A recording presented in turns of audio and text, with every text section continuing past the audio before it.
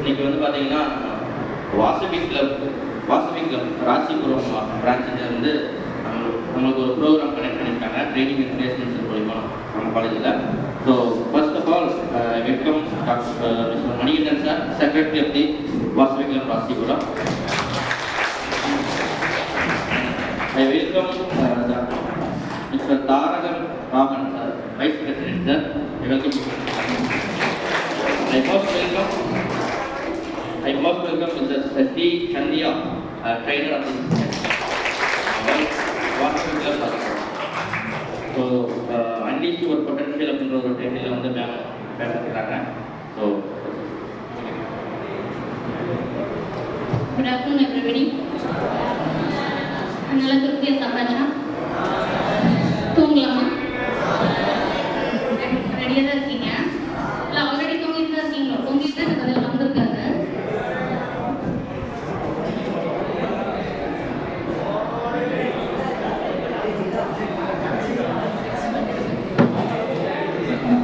Money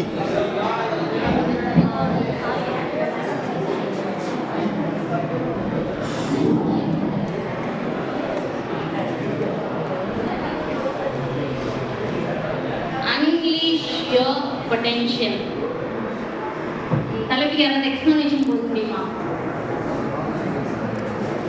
unleash your potential.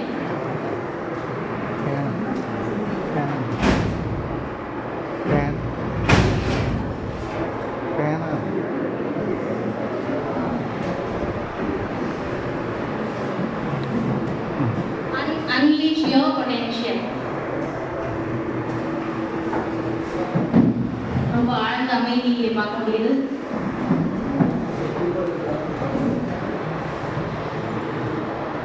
Okay, இந்த topic பத்தி கொஞ்ச நேரம் கழிச்சு சொல்லலாம். அப்போ அது நீங்களா சொல்றீங்களா நீங்க பார்க்குறேன். இந்த பிக்சர்ல என்ன தெரியுது? என்ன தெரியுது? ஸ்டோன் தெரியுது. எல்லாரும் என்ன தெரியுது? ஸ்டோன். என்ன ஸ்டோன்?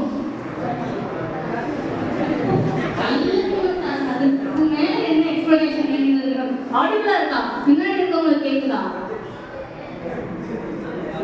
ஹேண்ட் ரைஸ் பண்ணுங்க பாப்போம், பின்னாடி கேக்குது அப்படின்னா. Okay, very good, thank you.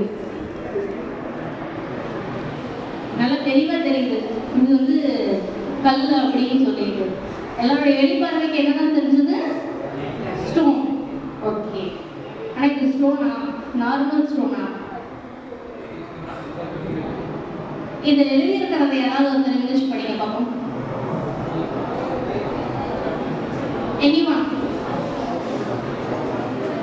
ரொம்ப கஷ்டமா எழுதியிருக்காங்க.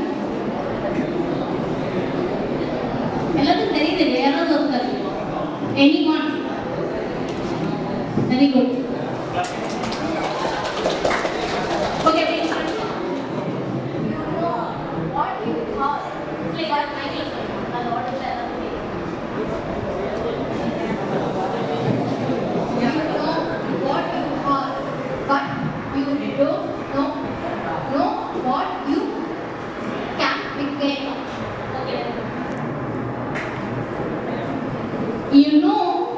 what you are. நீங்க யாரு அப்படிங்கிறது உங்களுக்கு தெரியும். தெரியுமா யாரு? அதான் ரொம்ப நேரமா ரொம்ப நாளா தேடிட்டு இருக்கோம். But you don't know what you can become. இப்ப என்ன பொசிஷன்ல இருக்கீங்கங்கிறது உங்க எல்லாத்துக்குமே தெரியும். ஃபைனல் இயர்ஸ் படிச்சிருப்பீங்க, மேஜர் வேற வேறையா இருக்கலாம். But you don't know what you can become. என்னவா ஆக முடியுங்கிறது உங்களுக்கு தெரியல. ஃபர்ஸ்ட் நம்ம ஒரு ஸ்டோன் பார்த்தோம் இல்லையா? அதை பார்த்துட்டு எல்லாருமே என்ன சொன்னீங்க? ஸ்டோன். நெக்ஸ்ட், ஆனால் அது என்னது? டைமண்ட். நம்முடைய வெளிப்பா அது டைமண்டாக இருந்தால் கூட எல்லாரோட கண்ணுக்கு என்னதான் தெரிஞ்சது? ஒரு சாதாரண கல்லாக தான் தெரிஞ்சது. யாருடைய கண்ணுக்குமே அதோட இருக்கக்கூடிய டைமண்ட் தெரியல. அதே மாதிரிதான் உங்க எல்லாருக்குள்ள என்ன இருக்கு? கண்டிப்பா ஒரு டைமண்ட் இருக்கு. வெளிப்பார்வைக்கு முன்ன நம்ம பார்த்த மாதிரி ஒரு ரஃப்பான ஸ்டோன் மாதிரி உங்களுக்கு வந்து தெரிஞ்சிருக்கலாம். ஆனா உண்மையிலே எல்லாத்துக்குள்ள என்ன இருக்கு? டைமண்ட் இருக்கு. எப்படி சொல்றோம்? அரிது அரிது மானிடராய் பிறத்தல் அரிது. அதனினும் கூன் குருடு செவிடு இல்லாமல் பிறப்பது அரிதினும் அரிது. அதனினும் கல்வியும் ஞானமும் பெறுவது அரிதினும் அரிது. அதனினும் தானமும் தர்மமும் செய்வது அரிதினும் அரிது. ஸோ நம்ம எல்லாருக்குமே பிறர்க்கரிய மாநில பிறவி கிடைச்சிருந்தது. எந்த விதமான பிசிக்கல் சேலஞ்சஸும் இல்லாம நமக்கு ஒரு பிறவி கிடைச்சிருந்ததுங்கிறதே அரிதினும் அரிதான விஷயம் தான். எல்லாருக்குள்ள என்ன இருக்கு? You have a diamond in you. இப்போதைக்கு இப்போ நமக்கு டவுட்டே கிடையாது, எல்லாருக்குள்ள என்ன இருக்கு? டைமண்ட் இருக்கு. இறைவனுடைய படைப்புல எல்லாருக்குமே திறமை இருக்கு எல்லாருக்குள்ளேயும். நம்முடைய பிரச்சனை என்னன்னா, நாம ஒரு வைரங்கிறது யாருக்கு தெரியறது இல்லை. நமக்கு தெரியறதில்ல. ஃபர்ஸ்ட் நமக்குள்ள இருக்கக்கூடிய உண்மையான திறமையை நம்ம அறிஞ்சுக்கணும். நமக்கு எது உண்மையான இன்ட்ரெஸ்ட் இருக்குங்கிறத கண்டுபிடிக்கிறத நம்ம எந்த முயற்சி எடுக்கிறது இல்லை. அப்படியே நம்ம டைமண்டா அப்படின்னு நமக்கு தெரிஞ்சாலும் ஃபர்ஸ்ட் அந்த மாதிரி எல்லாருடைய கண்பார்வைக்கு நம்ம இதுதான் தெரியுமோ, சாதாரண கல். ஒரு சாதாரண கல் அந்த வைரக்கல்லா மாறணும் அப்படின்னா அதுக்கு என்னென்ன ப்ராசஸ் எல்லாம் இருக்கு? ஒரு 4 ப்ராசஸ் இருக்கு. அந்த 4 ப்ராசஸ் இருக்கும்போது என்ன இருக்குது? ஒரு நார்மலான கல், ஒரு நார்மலா இருக்கக்கூடிய உங்களுக்கும் அதே விஷயம் தான். நீங்களும் என்னவாகலாம்? ஒரு வைரமா உங்களுடைய திறமையை இது பண்ண முடியும். 4 விஷயங்கள் இருக்கு. ஒரு வைரத்துக்கு மதிப்பு. தங்கம் அப்படின்னா எதை வச்சு நம்ம வேல்யூ சொல்லுவோம்? 1 கிராம் தங்கம் அப்படின்னு சொல்றோம் இல்லையா? தங்கத்துக்கான மதிப்பு நம்ம கிராம் கணக்குல சொல்றோம் இல்லையா? அதே மாதிரி வைரத்துக்கான மதிப்பை என்ன எதை வச்சு நம்ம கால்குலேட் பண்ணுவோம் தெரியுமா? வைரத்துக்கான மதிப்பை கால்குலேட் பண்றப்போ ஒரு வார்த்தை யூஸ் பண்ணுவாங்க.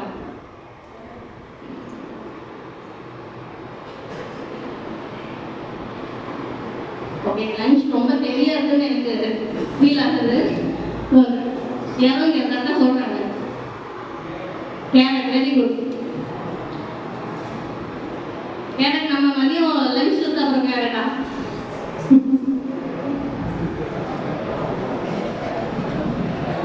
Very good. வைரத்தோட மதிப்பை நம்ம எதை வச்சு கால்குலேட் பண்ணுவோம்? கேரட் அப்படிங்கிற எடையை வச்சு கால்குலேட் பண்ணுவோம். அப்போ ஒரு சாதாரண கல் வைரக்கல்லாம் மாறணும் அது வேல்யூ அப்படின்னா அதோடைய மதிப்பு எப்போ அதிகமாகும்? 4 விஷயங்களை பொறுத்து தான் அதோட மதிப்பு அதிகமாகும். அதுல ஃபர்ஸ்ட் விஷயம் என்ன? பிரதர் சொன்ன மாதிரி கேரட் அப்படிங்கிறது தான் அதோட ஃபர்ஸ்ட் விஷயம். கேரட் அப்படிங்கிறது அதோடைய எடையை குறிக்குது. கேரட் அந்த வைரக்கல்லோட எடை இல்லைன்னா அடர்த்தி. எடை அதிகமா இருந்தா மதிப்பு அதிகமாகுமா இல்லை கம்மியாகுமா? எடை அதிகமாக என்ன அதிகமாகும்? மதிப்பும் அதிகமாகும். அப்ப நம்மளே ஒரு மனித டைமண்டா, ஒரு ஹியூமன் டைமண்டா உங்களை இது பண்ணிக்கணும்னா உங்க வேல்யூ எப்ப இன்க்ரீஸ் ஆகும்? உங்களுக்குள்ள இருக்கக்கூடிய ஒரு 2 குணங்களை நீங்க அதிகப்படுத்துற பட்சத்துல என்ன ஆகும்? உங்களுடைய கேரட் இல்லைன்னா எப்படி ஒரு மதிப்பு இன்க்ரீஸ் ஆகும். கேரட் அப்படிங்கிறது என்ன கிராம் தெரியுமா? 0.200 கிராம். அதாவது ஒரு கிராம்ல 5ல் 1 பாகம் தான் என்ன? கேரட். ஏன் அந்த கேரட்டுங்கிற வார்த்தை வந்ததுன்னா, அந்த காலத்துல ஒரு வைரக்கல்லோட எடையை போடணும் அப்படின்னா கேரன் அப்படின்ற ஒரு மரத்தோட விதையை வச்சுதான் அவங்க அளவெடுப்பாங்க. கேரன்கிற மரத்தோட விதையை ஒரு சைடு வச்சு டைமண்டை ஒரு சைடு வச்சுதான் அதோடைய மதிப்பை அளவீடு பண்ணிட்டு இருந்தாங்க. இன்னைக்கு நம்ம கிட்ட ரொம்ப அட்வான்ஸ்டா ஒரு பொருளோட எடையை கண்டுபிடிக்கிறதுக்கான எல்லா விதமான மிஷின்ஸும் வந்துருச்சு. அந்த காலத்துல யூஸ் பண்றதுக்காக தான் வைரத்தோட அடர்த்தி. அப்போ ஒரு மனிதனா நம்மளுடைய கேரக்டரை நம்ம இன்க்ரீஸ் பண்ணாதான் நமக்கு மதிப்பு கிடைக்கும். இப்போ உங்களை மாதிரி இப்போ அடுத்து வரக்கூடிய இந்த ஜூன் இந்த மேல உங்களோட செமஸ்டர் எக்ஸாம்ஸ் முடிச்சுட்டு வெளியில போறப்ப உங்களை மாதிரி எத்தனையோ ஃபைனல் இயர் ஸ்டூடெண்ட்ஸ் வெளியில போவாங்க. அதுல நீங்க தனிச்சு தெரியணும் அப்படின்னா கண்டிப்பா உங்களுடைய திறமைகளை நீங்க இன்க்ரீஸ் பண்ணா மட்டும்தான் என்ன பண்ண முடியும்? தனிச்சு தெரிய முடியும். ஸோ ஒரு டைமண்டை உங்களோட மதிப்பை இன்க்ரீஸ் பண்றது 4 விஷயங்கள். அதுல ஃபர்ஸ்ட் விஷயம் தான் என்ன? கேரட். இந்த கேரட்டை பத்தி தான் அடுத்த விஷயம் பார்த்தீங்கன்னா கட். கட் அப்படிங்கிறது இந்த ஷேப்ல கட் பண்றது. ஃபர்ஸ்ட் நான் காட்டன் ஸ்டோன் பார்த்தீங்கன்னா டைமண்ட் மாதிரியே ஒரு இடத்துல தெரிஞ்சுதா? இல்லை. இந்த மாதிரி கட் பண்ணும்போது என்னன்னு தெரியுது? ஒரு டைமண்டை நம்மளால டைமண்டா உணர முடியுது. அடுத்தது கலர். டைமண்ட் அப்படின்னா எப்படி இருக்கணும்? மின்னணும். அதோடைய ஷைனிங் வச்சுதான் என்ன பண்ண முடியும்? We will give the value. கடைசி விஷயம் கிளாரிட்டி. வைரம் வாங்கும்போது சொல்லுவாங்க ரொம்ப பார்த்து வாங்கணும், தோஷம் இல்லாத நல்லா இருக்கணும் அப்படின்னு சொல்லுவாங்க. அதோடைய லென்ஸ்ல நீங்க வச்சு அதை மேக்னிஃபை பண்ணும்போது பார்த்தீங்கன்னா உள்ள பிளாக் டாட்ஸ் இருக்கும். ஸோ அந்த பிளாக் டாட்ஸ் இருந்தால் எவ்வளோ இடம் இருந்தாலும் அந்த வைரத்தை வாங்குவாங்களா? வாங்க மாட்டாங்க. என்ன இருக்கக்கூடாது? உள்ளுக்குள்ள எந்த விதமான கரும் புள்ளிகளும் இல்லாம அது ரொம்ப கிளியரா இருக்கும். கடைசி பாயிண்ட் என்ன? கிளாரிட்டி. கிளாரிட்டின்னு என்ன? கிளியரா இருக்கும். அப்போ ஒரு டைமண்டுக்கு மதிப்பு எதை பொறுத்து இருக்கு? அதோடைய முதல் விஷயம் வந்து கேரட். கேரட்டுங்கிறது எடை. அது வந்து 200 மில்லிகிராம் இருந்தால் அதை என்ன நம்ம சொல்றோம்? ஒரு கேரட். அடுத்தது வந்து கட். இந்த மாதிரி ஷேப்பா அதை கட் பண்ணும்போது தான் அந்த ஸ்டோனுக்கு ஆக்சுவலா வேல்யூ. ஸ்டோன் அப்படியே இருக்கும்போது அதுக்கு வேல்யூ இருக்கா? கிடையாது. ஒவ்வொரு ஸ்டேஜா பண்ண தான் என்ன ஆகுது? இந்த வேல்யூ இன்க்ரீஸ் ஆகுது. அடுத்த ஆப்ஷன் வந்து அதோடைய கலர். எந்த அளவுக்கு அதால பிரகாசமா மின்ன முடியுது, அந்த பிரைட்னஸை வந்து கொடுக்க முடியுதோ அதுதான் வந்து கலர். கடைசி ஆஸ்பெக்ட் வந்து என்னது? It is clarity. கரும்புள்ளிகள் எதுவும் இருக்கக்கூடாது, எந்த ஒரு குறை இல்லாம இருக்கா அப்படிங்கிறது தான் அந்த டைமண்டுடைய. இதுல ஃபர்ஸ்ட் குணமான எதை பத்தி நம்ம பார்க்க போறோம்? கேரட். அதுல 2 ஆஸ்பெக்ட்ஸ் இருக்கு, பாஷன் அண்ட் பாசிட்டிவ் எனர்ஜி. சரி, பாஷன் அப்படிங்கிற வேர்டு கேள்விப்பட்டிருக்கீங்களா? பாஷன் நமக்கு எது ரொம்ப பிடிச்சு செய்யறோமோ அதான் என்னன்னு சொல்லுவோம்? பாஷன். நம்ம எந்த விஷயத்தை செஞ்சாலும், இது எத்தனை பேர் இப்ப நீங்க படிக்கிற குரூப் வந்து விரும்பி நீங்களா தேர்ந்தெடுத்த குரூப்பா இருக்கு? இப்ப எல்லாரும் ஏதோ ஒரு கோர்ஸ் படிச்சுட்டு இருப்பீங்க இல்லையா?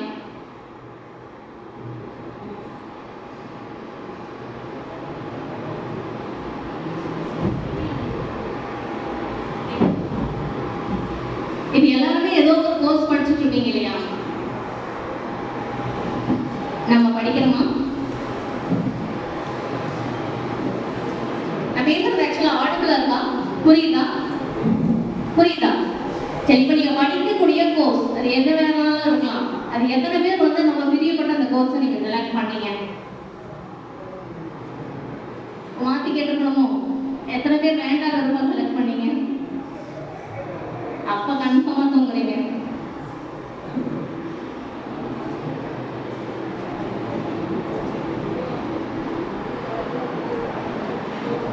அப்ப நம்ம பாயிண்ட் அவுட் பண்ணி क्वेश्चन கேட்கலாம். வேணாம்னு நினைக்கிறேன். நீங்க வாலண்டியரா இருந்தா அது பெட்டர் ஆப்ஷன்.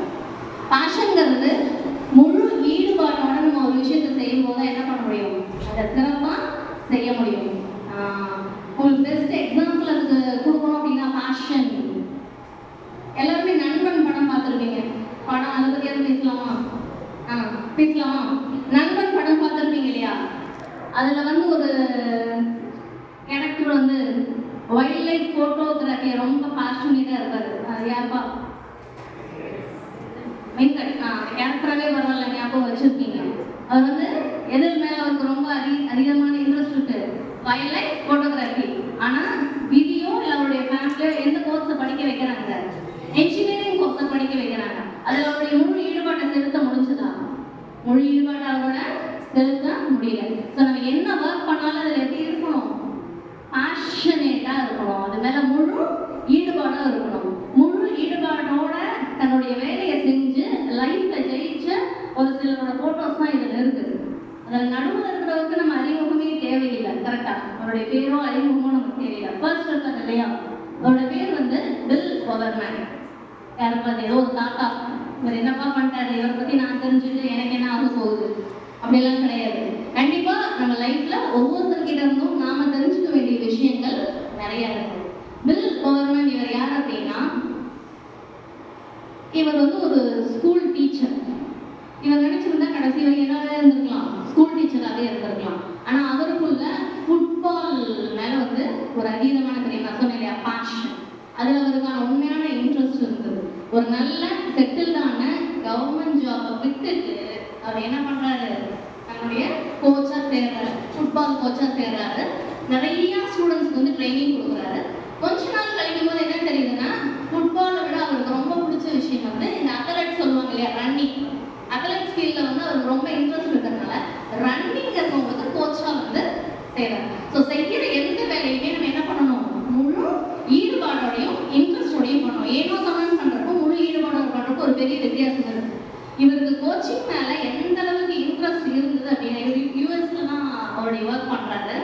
இவர் நினைச்சிருந்தா கடைசியில இருந்து ஒரு கவர்மெண்ட் ஜாப்ல செட்டில் இருந்திருக்கலாம். ஆனா அவர் என்ன பண்றாரு? கோச், அத்லெட்டிக்ஸ்க்கு கோச்.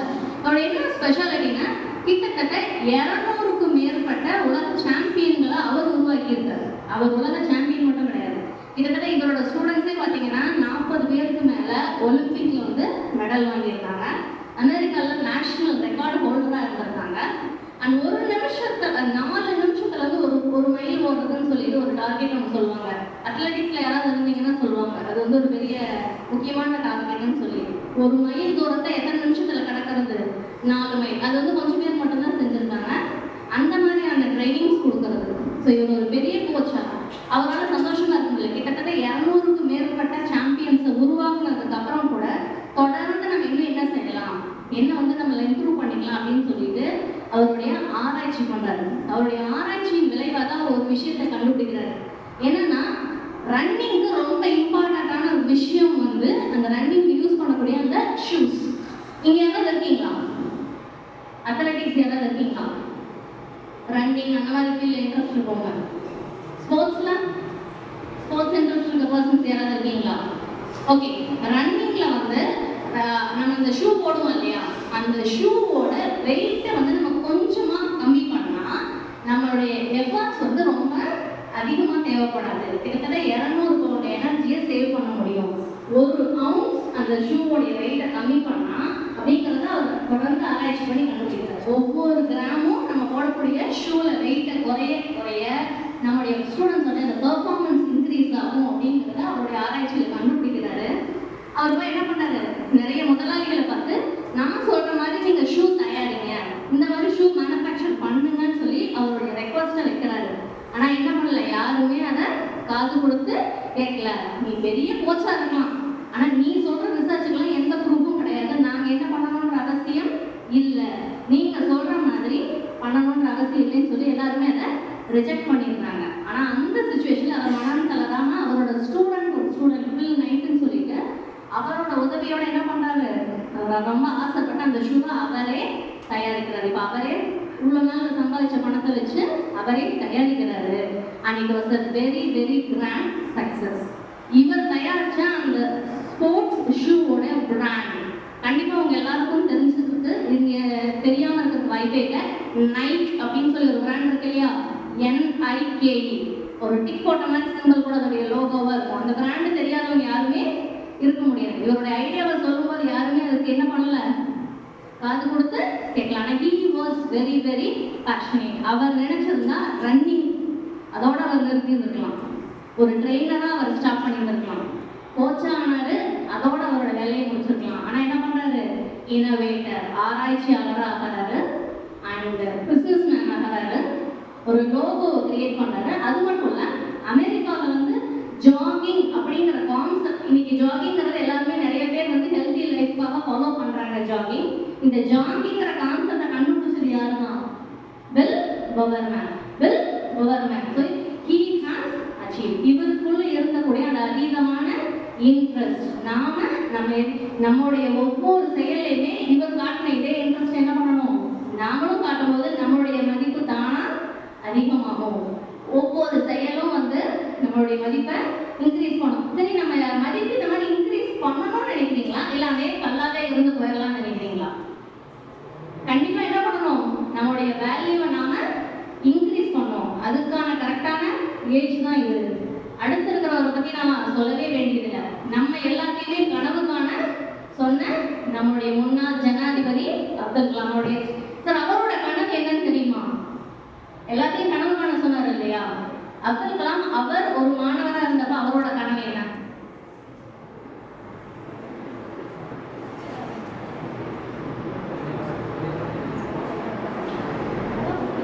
சரி, நானே சொல்லிடுறேன். அவரோட கனவு வந்து பைலட் ஆகணும். ஏர்ஃபோர்ஸ்ல ஒரு ஜெட் விமானத்தை ஓட்டக்கூடிய பைலட் ஆகணுங்கிறது யாரோட கனவா இருந்தது? அப்துல் கலாமையோட கனவு வந்து ஏர்ஃபோர்ஸ் பைலட். அந்த இன்டர்வியூ எல்லாம் அட்டென்ட் பண்றாரு. நல்ல வேலை அந்த இன்டர்வியூல அவர் செலக்ட் ஆகாததுனால தான் நமக்கு ஒரு அருமையான ஜனாதிபதியும் ஒரு அணு விஞ்ஞானியும் கிடைச்சாரு. ஆனா அந்த டெஸ்ட் வந்து நீங்க சொன்னா ஆச்சரியப்படுவீங்க. அந்த இன்டர்வியூல அட்டென்ட் பண்ணது 10 பேர், 9 பேர் செலக்ட் ஆயிடுறாங்க. யார் ஒருத்தர் மட்டும்தான் ஃபெயில் ஆனது, இவர் ஒருத்தர் மட்டும்தான் அந்த இன்டர்வியூல ஃபெயில் ஆனது. ஆனா அவருடைய பொசிஷனால அவர் ஜனாதிபதி ஆனதுக்கு அப்புறம், ஜனாதிபதி என்னன்னு சொல்லுவோம், முப்படைகளின் தளபதின்னு சொல்லுவோம். கரெக்டா? பிரதமரா இல்ல ஜனாதிபதியா? முப்படைகளின் தளபதி ஜனாதிபதி தான் முப்படைகளின் தளபதி. அப்ப இவர் ஏர்ஃபோர்ஸோடைய ஹெட்டா ஆனதுக்கு அப்புறம் ஒரு பைலட் ஆகி ஒரு ஜெட் விமானத்தை ஓட்டணும்னு அந்த பேஷன் அவரை விட்டு போகவே இல்லை.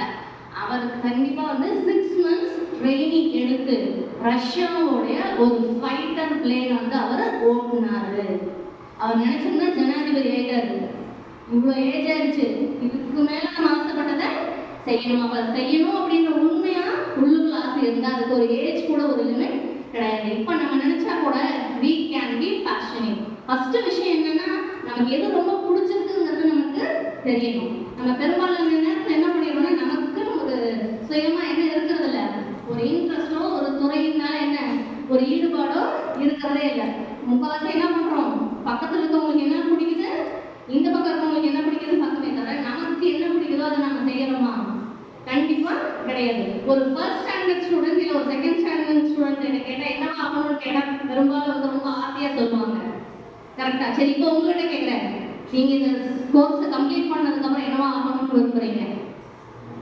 யாராவது 1 or 2? What is your aim? Aim இல்லாதது கூட ஒரு எய்மா இருக்கலாமே. ஒருவேளை இன்ஸ்ட்ரக்ஷன்ஸ் ஏதாவது கொடுக்குறாங்களா பேசவே கூடாது அப்படின்னு சொல்லி? நான் அப்படி ஏதாவது சொல்லியிருக்கீங்களா? அவங்க பேச உங்களுக்குலாம் பேசக்கூடாதுன்னு சொன்னாங்களாமா? இங்க கொஸ்டின் கேட்ட தாராளமா பேசலாம். எது நம்ம தடுக்குது? கண்டிப்பா எல்லாருக்கும் ஒரு எய்ம் வாழ்க்கையில் இருக்கும் இல்லையா? சரி, முடிச்சுட்டு என்ன பண்ணணும்னு நினைக்கிறீங்க? ஏதாவது ஒரு இன்ட்ரெஸ்ட் இருக்கும் உங்களுக்கு? இல்லை, இன்ட்ரெஸ்ட் இல்லாம கண்டிப்பா யாரும் இருக்கிறதுக்கு வாய்ப்பே கிடையாது. பயங்கரமா டிஸ்கஸ் பண்ணிட்டு இருக்கீங்க உங்களுக்குள்ள. சரி, எனக்கு கேட்கற மாதிரி சொன்னீங்கன்னா பரவாயில்ல.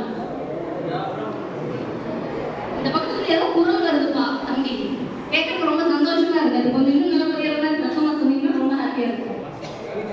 என்ன உங்களுடைய எய்மா இருக்கு? என்ன சாதிக்கணும்னு நினைக்கிறீங்க? சொல்லுங்க.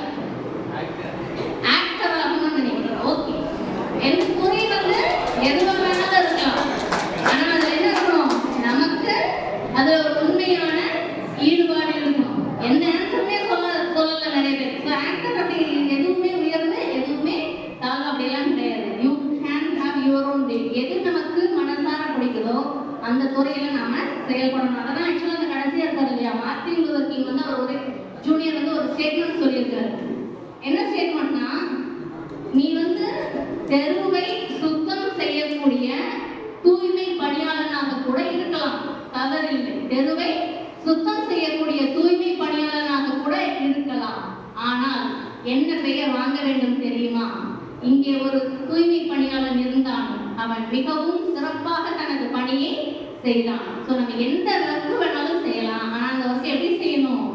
சின்சியரா முழு ஈடுபாடோட செய்யணும். இவங்க கிளீன் பண்ணாங்கன்னா அந்த இடத்துல ஒரு சின்ன குப்பை கூட இருக்கக்கூடாது. இது நம்ம செய்யற ஒவ்வொரு வேலையுமே நம்ம செய்யணும். ஸோ என்ன பண்ணாலும் என்ன பண்ணுவோம், அதில் முழு ஈடுபாடோட. உணவு நம்ம சாப்பிட்றோம்னு வச்சுக்கோங்களேன், சாப்பிடும்போது எத்தனை பேர் வந்து மொபைல்ல தூரமா வச்சுட்டு சாப்பிட்ற பழக்கம் இருக்கு? நீங்க ஒருத்தர் மட்டும் அரக்கை தூக்கிடுறாங்க, கொஞ்சம் நேரம் பரவாயில்ல. மொபைல்ல பார்த்துட்டே சாப்பிட்ற பழக்கம் எத்தனை பேருக்கு இருக்கு? ஓகே, ஃபர்ஸ்ட் क्वेश्चनக்கு கொஞ்சம் பேர் கை தூக்க முயற்சி பண்ணீங்க. ரெண்டாவது क्वेश्चனுக்கு கொஞ்சம் பேர் கை தூக்குறீங்க. ரெண்டுமே கை தூக்கலன்னா அது என்ன answer? None of the above ஒரு ஆன்சரா? ஒண்ணு சாப்பிடும்போது நம்ம மொபைல் வச்சிருக்கோம், இல்லைன்னா மொபைல் இருக்காது. இல்லாம ஏதாவது தேர்ட் ஆப்ஷன் என்னப்பா? இப்போ பாதி நேரம் கையில இருக்கும், பாதி நேரம் கீழே இருக்குமா? நீங்க எல்லாருமே வந்து என்ன பண்ணிட்டோம்? சரி, நம்ம எல்லாருமே சுதந்திரமானவர்களா இல்லைன்னா அடிமைகளா? நம்ம சுதந்திரமானவர்களா இல்ல அடிமைகளா? அடிமைகளா? பரவாயில்ல. அப்ப ஆகஸ்ட் 15 கொண்டாடுறத வேஸ்டா இருக்கு. நம்ம எல்லாருமே என்னவா இருக்கிறோம்? அடிமைகள் ஒத்துக்கிறீங்க. எதுக்கு நம்ம அடிமை ஆயிட்டோம்? எதுக்கு அடிமை ஆயிட்டோம்? ஓ, தெரியுது, தெரியுது. ஓகே, தெரிஞ்சுதுன்னா சரி, சந்தோஷம். எல்லாமே வந்து ரெண்டு பக்கமும் கூர்மையான ஒரு ஆயுதம் மாதிரி தான். மொபைலுங்கிறது ரெண்டு பக்கமும் நம்மளுடைய ஆப்போனண்டே நம்ம அதை வச்சு இருக்கணும். அது நிறைய நல்ல விஷயங்கள் இருக்கு, அதையும் நம்ம கத்துக்கலாம், நம்மளை நாமேவும் காயப்படுத்திக்கலாம். 1960 வந்து அமெரிக்கால ஒரு ரிசர்ச் பண்றாங்க. அதுல என்ன ரிசர்ச்னா, 1500 பேருடைய பேட்டியை வந்து எடுக்கிறாங்க. அதுல பாத்தீங்க அப்படின்னா 83% பேர், முக்காவாசி பேர் அவங்க எதை வச்சு அவங்களோட வேலையை செலக்ட் பண்றாங்கன்னா, அந்த வேலையை செஞ்சா நிறைய நமக்கு பணம் கிடைக்குதுங்கிறதுக்காக செலக்ட் பண்றாங்க. ஒரு 17 பேர் மட்டும் சம்பளம் கம்மியா கிடைச்சாலும் சரி இப்ப, ஆனா இந்த வேலை எனக்கு ரொம்ப பிடிச்சிருக்கு, எனக்கு இந்த துறையில என்ன இருக்கு ஆர்வம் அதிகமா இருக்கு அப்படிங்கறதுக்காக அவங்க அந்த துறையை செலக்ட் பண்றாங்க. எத்தனை பேர் நம்ம ஆராய்ச்சி பண்ணியிருக்கோம்? 1500 பேர் ஆராய்ச்சி பண்ணியிருக்கோம். அதுல 83% பேர் வந்து அவங்களுடைய வேலை எதை பேஸ் பண்ணி செலக்ட் பண்றாங்க? சேலரி பேஸ் பண்ணி. பணம் அதிகமா கிடைக்குதா, ஓகே, எனக்கு இது பிடிச்சிருக்கோ பிடிக்கலையோ, சம்பளம் கிடைக்குதா வேலைக்கு போறேன், இன்னொரு வீட்டில் கொடுக்குறதே எனக்கு பிரச்சனை இல்லை அப்படிங்கறதுக்காக அவங்களுடைய துறையை வந்து செலக்ட் பண்றாங்க. ஒரு 17 பேர் மட்டும்தான் அவங்க மனசுக்கு பிடிச்ச துறையை செலக்ட் பண்றாங்க. 20 வருஷம் வந்து இவங்களோட வாழ்க்கையை வந்து கண்காணிக்கிறாங்க. எத்தனை வருஷம்? 20 வருஷம். இந்த 20 வருஷத்தோடைய முடிவுல 101 பேர் வந்து இந்த குரூப்ல இருந்து கோடீஸ்வரர்கள் உருவாயிருக்கிறாங்க. 1500 பேர்ல இருந்து எத்தனை பேர் கோடீஸ்வரர்களா இருக்காங்க? 101 பேர். இதுல ஒருத்தர் தான் அந்த 83% இருக்கிறாங்க. மீதி 100 பேருமே எதுலதான் இருக்காங்க? இந்த 17%. அப்ப யார் லைஃப் வந்து அதிகமா கடைசியா சம்பாதிச்சிருக்காங்க? மனசுக்கு ரொம்ப பிடிச்ச விஷயம். சரி, இப்ப நான் சொன்ன இந்த எக்ஸாம்பிள் புரிஞ்சுதா? இப்ப நான் சொன்ன எக்ஸாம்பிள் வந்து நீங்க என்ன புரிஞ்சுக்கிட்டீங்கிற யாராவது ஒருத்தர் ஒரு சிங்கிள் லைன்ல சொல்லுங்க பாப்போம். இப்ப நான் ஒரு எக்ஸாம்பிள் சொன்னேன் இல்லையா, அது புரிஞ்சுதா ஆக்சுவலா? ஓகே, சொல்லுங்க பாப்போம் யாராவது ஒருத்தர்.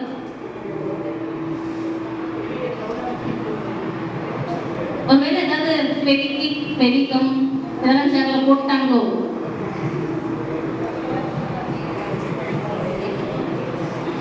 அப்படி அது நடந்திருக்கா? அது ஃப்ரெண்ட்ல போதான் கிடையாது. எங்க இருந்தாலும் இந்த क्वेश्चनக்கான பதில் சொல்லலாம். இப்ப நான் ஒரு எக்ஸாம்பிள் சொன்னேன் இல்லையா, நீங்க எனக்கு ஆன்சர் சொல்லுங்க, இதே எக்ஸாம்பிள் நான் இன்னொரு தடவை சொல்லுவேன், பரவாயில்லையா? அப்ப சரி, நான் இன்னொரு தடவை சொல்லியிருந்தேன்.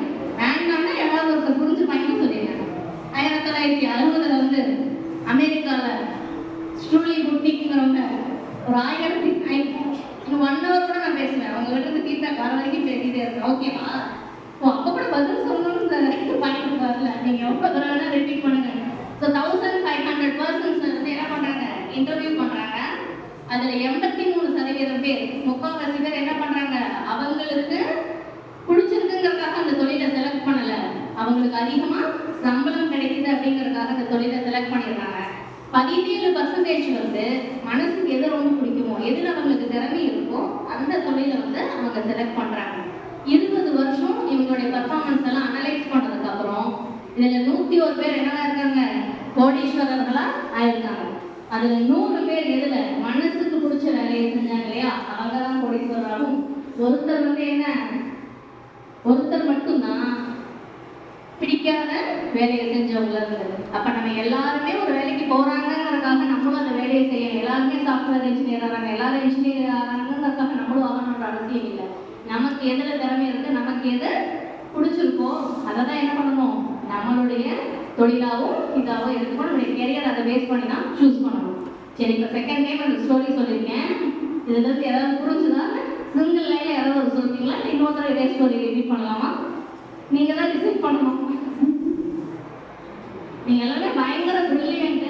சொல்றதுக்கு முன்னாடி எல்லாம் புரியும். உங்க சார் சொன்னாரு, நீங்க இப்படி டப்பு கொடுத்தா எப்படி உங்க சார்?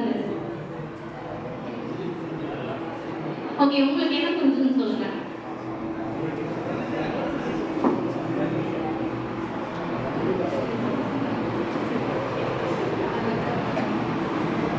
நீங்க சொல்லுங்க. கீழே வந்துடலாமா? சொல்லுங்க. எக்ஸலன்ட். மற்றவங்களுக்காக என்ன பண்ணக்கூடாது? நம்ம எந்த ஒர்க்கையுமே செய்யாம, இது யாருக்குமே தெரியறதா என்ன, அவருக்கு சொன்னது கண்டிப்பா எல்லாத்துக்குமே தெரியும். ஏன் நம்ம எந்திரிக்கிறது இல்ல? அப்படியே பழகிடுச்சு நமக்கு. செகண்ட் ஆஸ்பெக்ட் வந்து நம்ம என்ன பார்த்துட்டு இருக்கோம்? ஒரு டைமண்டோட மதிப்பு எதை பொறுத்து? அதோடைய கேரட்டை பொறுத்து. கேரட் அப்படிங்கிறதுல 2 விஷயம் இருக்குது. ஃபர்ஸ்ட் விஷயம் வந்து பேஷன், நமக்கு எது ரொம்ப பிடிச்சிருக்கோ அதை செய்யணும். ரெண்டாவது விஷயம் என்னது? Positive positive energy. லைஃப்ல என்ன நடந்தாலும் அது எதுக்காக தான்? ஒரு நல்லதுக்காக தான் அப்படின்னு நினைச்சா தான் என்னன்னு சொல்லுவோம்? Positive energy. நம்ம ஒரு புது விஷயம் செய்யறோம்னாலே ஃபர்ஸ்ட் என்ன பண்ணுவாங்க? நெகட்டிவ் கமெண்ட்ஸ் வந்து நமக்கு நிறைய வர வாய்ப்பு இருக்கு. எதை பத்தியும் கவலைப்படாம நம்ம கனவு மேல நமக்கு என்ன இருக்கணும்? முழுமையான நம்பிக்கை இருக்கணும். இவங்க 3 பேரோட லைஃப் கேட்டீங்கன்னா எவ்வளவு பாசிட்டிவா இருந்திருக்காங்க அப்படிங்கிறது தெரியும். ஃபர்ஸ்ட் அந்த பர்சன் இருக்காருல்ல, அவரோட பேர் வந்து வாரன் மெக்டொனால்ட். இவர் ஆஸ்திரேலியாவை சேர்ந்த ஒரு மலை ஏறக்கூடிய வீரர், சுற்றுச்சூழல் ஆர்வலர், மோட்டிவேஷனல் ஸ்பீக்கர், எப்படி வேணாலும் எடுத்துக்கலாம். அவருடைய பேர் என்ன? Warren McDonald. அப்படி என்னமா இவர் பண்ணிட்டாரு? போவன் அப்படிங்கிற ஒரு மலை ஏறுறாரு. ஒரு மலை ஏறும்போது என்ன நடக்குது அப்படின்னா, ஒரு பெரிய பாறாங்கல் வந்து அவருடைய காலில் விழுந்துருது. ஒரு திறந்த வெளியில பாத்தீங்கன்னா ஒரு கீழே உருண்டு ஓடி அவர் மேல அந்த கல்லு தொடைப்பகுதியில அந்த கல் அப்படியே இருக்கு, கீழே விழுந்திருக்காரு. அந்த கல்லை என்ன பண்ண முடியல? நகர்த்தவே முடியல. கிட்டத்தட்ட 2 நாள் அப்படியே படுத்திருக்காரு. கீழே விழுந்திருக்காரு. அவர் மேல ஒரு பெரிய பாறாங்கல் விழுந்திருக்குது. எவ்வளவு நாள்? 2 நாள் திறந்த வெளியில அப்படியே இருக்காரு. இந்த இடத்துல இவரை தவிர வேற யாராவது இருந்தவங்க என்ன இருப்பாங்க? இறந்துருப்பாங்க. இவர் எப்படி உயிரோடு இருந்தாருங்கிறதே நல்லவேளை அந்த டைம்ல அந்த பக்கம் போன ஒரு டச்சு பயணி ஒருத்தர் பார்த்துட்டு, இவரை மாதிரியே ட்ரெக்கிங் போன ஒருத்தர் பார்த்துட்டு அவரும் நகர்த்தி பார்த்துருக்காரு. ஆனா அந்த கல்லை கொஞ்சம் கூட அவ்வளோ வெயிட்டா இருந்ததுனால கீழே போய் திரும்ப உதவி வந்து ஒரு ஹைட்ராலிக் மெஷினை வச்சுதான் என்ன பண்றாங்க? அந்த கல்லை வந்து அகற்றுறாங்க. அவர் ஆபரேஷன்லாம் முடியுது. தொடைக்கு கீழே என்ன பண்ணிடுறாங்க? 2 காலையுமே வந்து ரிமூவ் பண்ணிடுறாங்க. அதுக்கப்புறம் சொல்றாரு, உங்க உயிருக்கு எந்த ஆபத்தும் கிடையாது, ஆனா உங்களால என்ன பண்ண முடியாது? நடக்க முடியாதுன்னு யார் சொல்றாங்க? டாக்டர். ஆனா அவர் என்ன பண்றாரு? 10 மாசம் தான் ரெஸ்ட் எடுத்தாரு. இந்த பிக்சர்ல பார்த்தீங்கன்னா தெரியும் அவருடைய கால் எப்படி இருக்குன்னு தெரியுதா? கீழே என்ன இருக்கு? கால் கட்டா இருக்கு. அதுக்குரிய அந்த திங்ஸ் மாதிரி மட்டும் ரெடி பண்ணிட்டு அவர் எதை வந்து என்ன பண்றாரு? மலையேற தன்னுடைய பயணத்தை நிறுத்தவே இல்லை. எதுக்கு மட்டும்தான் ஊனம் வந்திருக்கு? தன்னுடைய உடலுக்கு தான் ஊனம் வந்திருக்கே தவிர அவருடைய உள்ளத்துக்கு எந்த விதமான ஊனமும் வரல. ஸோ அவர் என்ன பண்றாரு? He continuous. 10 மாசம் தான் இறைவனால வந்து மற்ற விஷயத்தால அவர் தடுத்து நிறுத்த முடிஞ்சது. 10 மாசத்துக்கு அப்புறம் நிறைய உலக சாதனை. கிளிமாஞ்சாரோ அப்படின்னு சொல்லிட்டு ஒரு மலை சிகரம், நம்ம பாட்டுலாம் கேள்விப்பட்டிருப்போம் கிளிமாஞ்சாரோ. அதனால உங்களுக்கு தெரிஞ்ச சிகரமான சினிமானா டக்குன்னு எல்லாத்துக்கும் ரீச் ஆகுது. ஸோ அந்த சிகரத்தை என்ன பண்றாரு? அவரு இந்த கால்களை கொண்டு ஏறாரு. இது இல்லாம கனடாவுடைய வீப்பிங் வால், இங்கிலீஷ் நைட்னு சொல்லிட்டு நிறைய சிகரங்களை, நிறைய சாதனைகளை வந்து அவரால் அச்சீவ் பண்ண முடியும் போது இதே விஷயத்த நம்மளால செய்ய முடியுமா இல்லையா? பாசிட்டிவ் திங்கிங் வந்து பெஸ்ட் எக்ஸாம்பிள் வந்து இவரை நம்ம சொல்லலாம். Warren McDonald person. இயற்கை அவருக்கு எவ்வளவு விதமான ஆபத்தை கொடுத்திருந்தாலும் அவரால் அதுல இருந்து மீண்டு வர முடியுது. அடுத்த பர்சன் வந்து நாம சொல்லிடுறோம், ப்ரூஸ் லீ. அப்பா இவர்கிட்ட ஒரு பெரிய நல்ல பழக்கம் இருக்கு. அது யாருக்கா தெரியுமா? நமக்கு தெரிஞ்ச அவர் வந்து ஒரு அடிதடி சூப்பரா படத்துல சண்டை காட்சியெல்லாம் நல்லா இருக்கும் ப்ரூஸ் லீ அப்படின்னு சொல்லி. இவர்கிட்ட வந்து நாம தெரிஞ்சுக்க வேண்டிய பழக்கம் என்னன்னா, தனக்கு தானே கடிதம் எழுதக்கூடிய பழக்கம் இவர்கிட்ட இருக்கு. தனக்கு தானே என்ன பண்ணுவாரு? லெட்டர் எழுதிக்குவார். 1970 அந்த மாதிரி ஒரு லெட்டர் எழுதுறாரு. இன்னும் 10 வருஷத்துல அமெரிக்கால வந்து நான் ஒரு சிறந்த இடத்தை பேர், அப்போ வந்து அதுக்கு இன்னும் வந்து சினிமால என்ன ஆகல, பெரிய லெவல்ல பேர் வாங்கல. 10 வருஷம் கழிச்சு அமெரிக்கா சினிமா துறையில எனக்கு ஒரு முக்கியமான இடம் இருக்கும். நான் $10 மில்லியன் சம்பாதிச்சிருக்கேன். நான் வாங்குற ஒவ்வொரு காசுக்கும் என்னுடைய சிறந்த நடிப்பை நான் வெளிப்படுத்தியிருக்கேன். இந்த உலகமே கொண்டாடக்கூடிய ஒரு நடிகனா நான் இருப்பேன். இந்த லெட்டர் என்னைக்கு எழுதுறாரு? 1970 லெட்டர் எழுதுறாரு. அவருக்கு அவர் வச்சிருக்க டைம் என்ன? 10 வருஷம். 10 வருஷத்துக்குள்ள அதை நான் அச்சீவ் பண்ணுவேன்னு சொல்லிட்டு அவருக்கு அவரே லெட்டர் எழுதுறாரு. இப்ப கூட அமெரிக்கால ஒரு மியூசியத்துல அந்த லெட்டரை வந்து அவங்க பாதுகாத்து வச்சிருக்காங்க நம்முடைய ரெஃபரன்ஸ்க்காக. ஆனா விதிவசத்தால 1973 வந்து அவர் இறந்துறாரு. இந்த லெட்டர் எழுதி எத்தனை வருஷத்துல இறந்துறாரு? 3 இயர்ஸ்லயே வந்து அவர் இறந்துறாரு.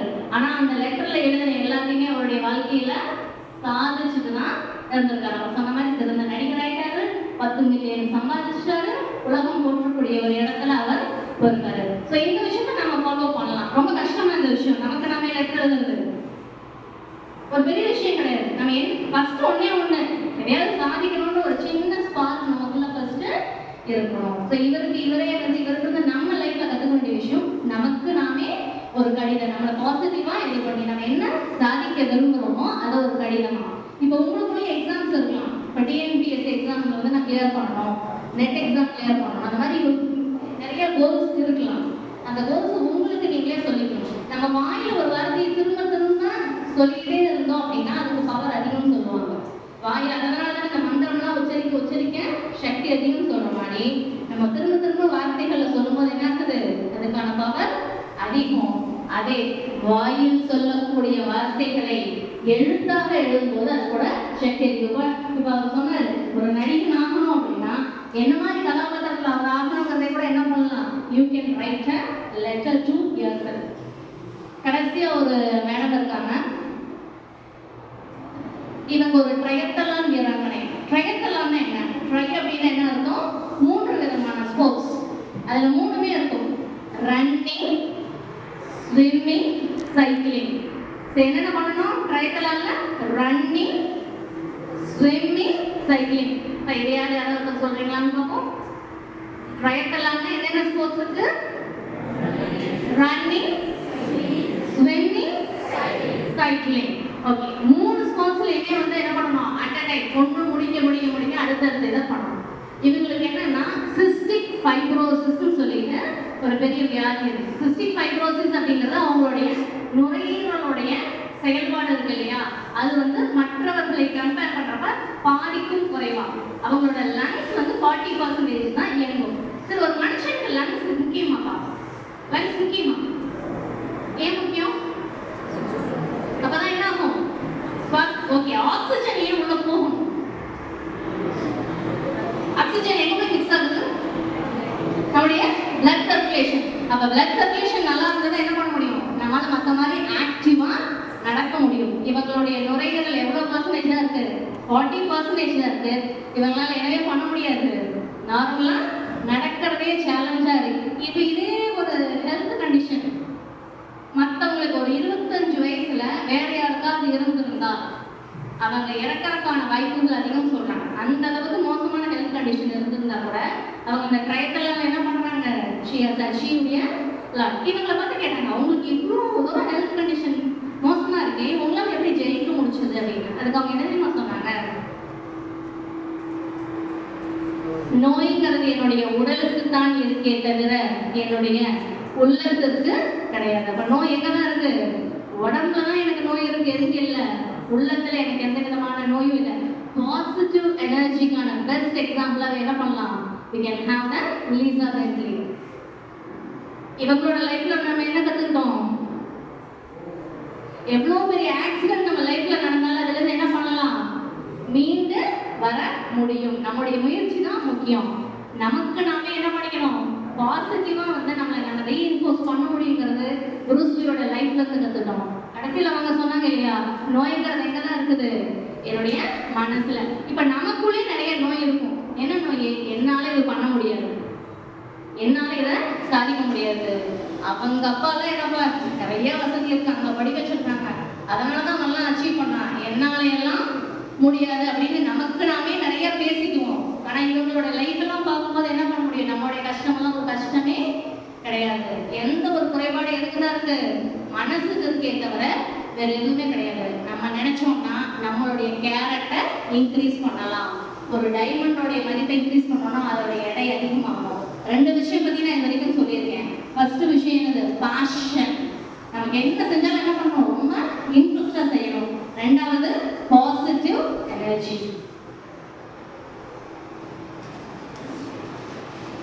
Success occurs twice in life. First நம்ம மைண்ட்ல சக்சஸ்ங்கிறது வரணும். நம்ம ஜெயிப்போன்ற நம்பிக்கை யாருக்கு வேணும், நமக்கு வேணும். அதுக்கப்புறம் தான் சக்சஸ்ங்கிறது ரியாலிட்டியில வரும். ஃபர்ஸ்ட் விஷயம் என்ன, சக்சஸ்ங்கிறது இட் கம்ஸ் இன் மைண்ட். நம்மளே சக்சஸ் அடைவோங்கிற நம்பிக்கை நமக்கு இல்லைன்னா கண்டிப்பா ரியாலிட்டியில அது நடக்காது. அடுத்தது வந்து கட். ஒரு டைமண்ட் ரொம்ப அழகா இருக்கணும்னா அந்த ஷேப்ல என்ன பண்ணிருக்கணும், கட் பண்ணணும். டைமண்டை பொறுத்த வரைக்கும் இந்த ப்ராசஸ் வந்து ரொம்ப ரொம்ப கஷ்டமான ப்ராசஸ். அந்த ஷேப்ல அதை கட் பண்றது. இதுல 2 விஷயம் இருக்கு, பெர்ஃபார்மன்ஸ், பர்சிவியரன்ஸ்.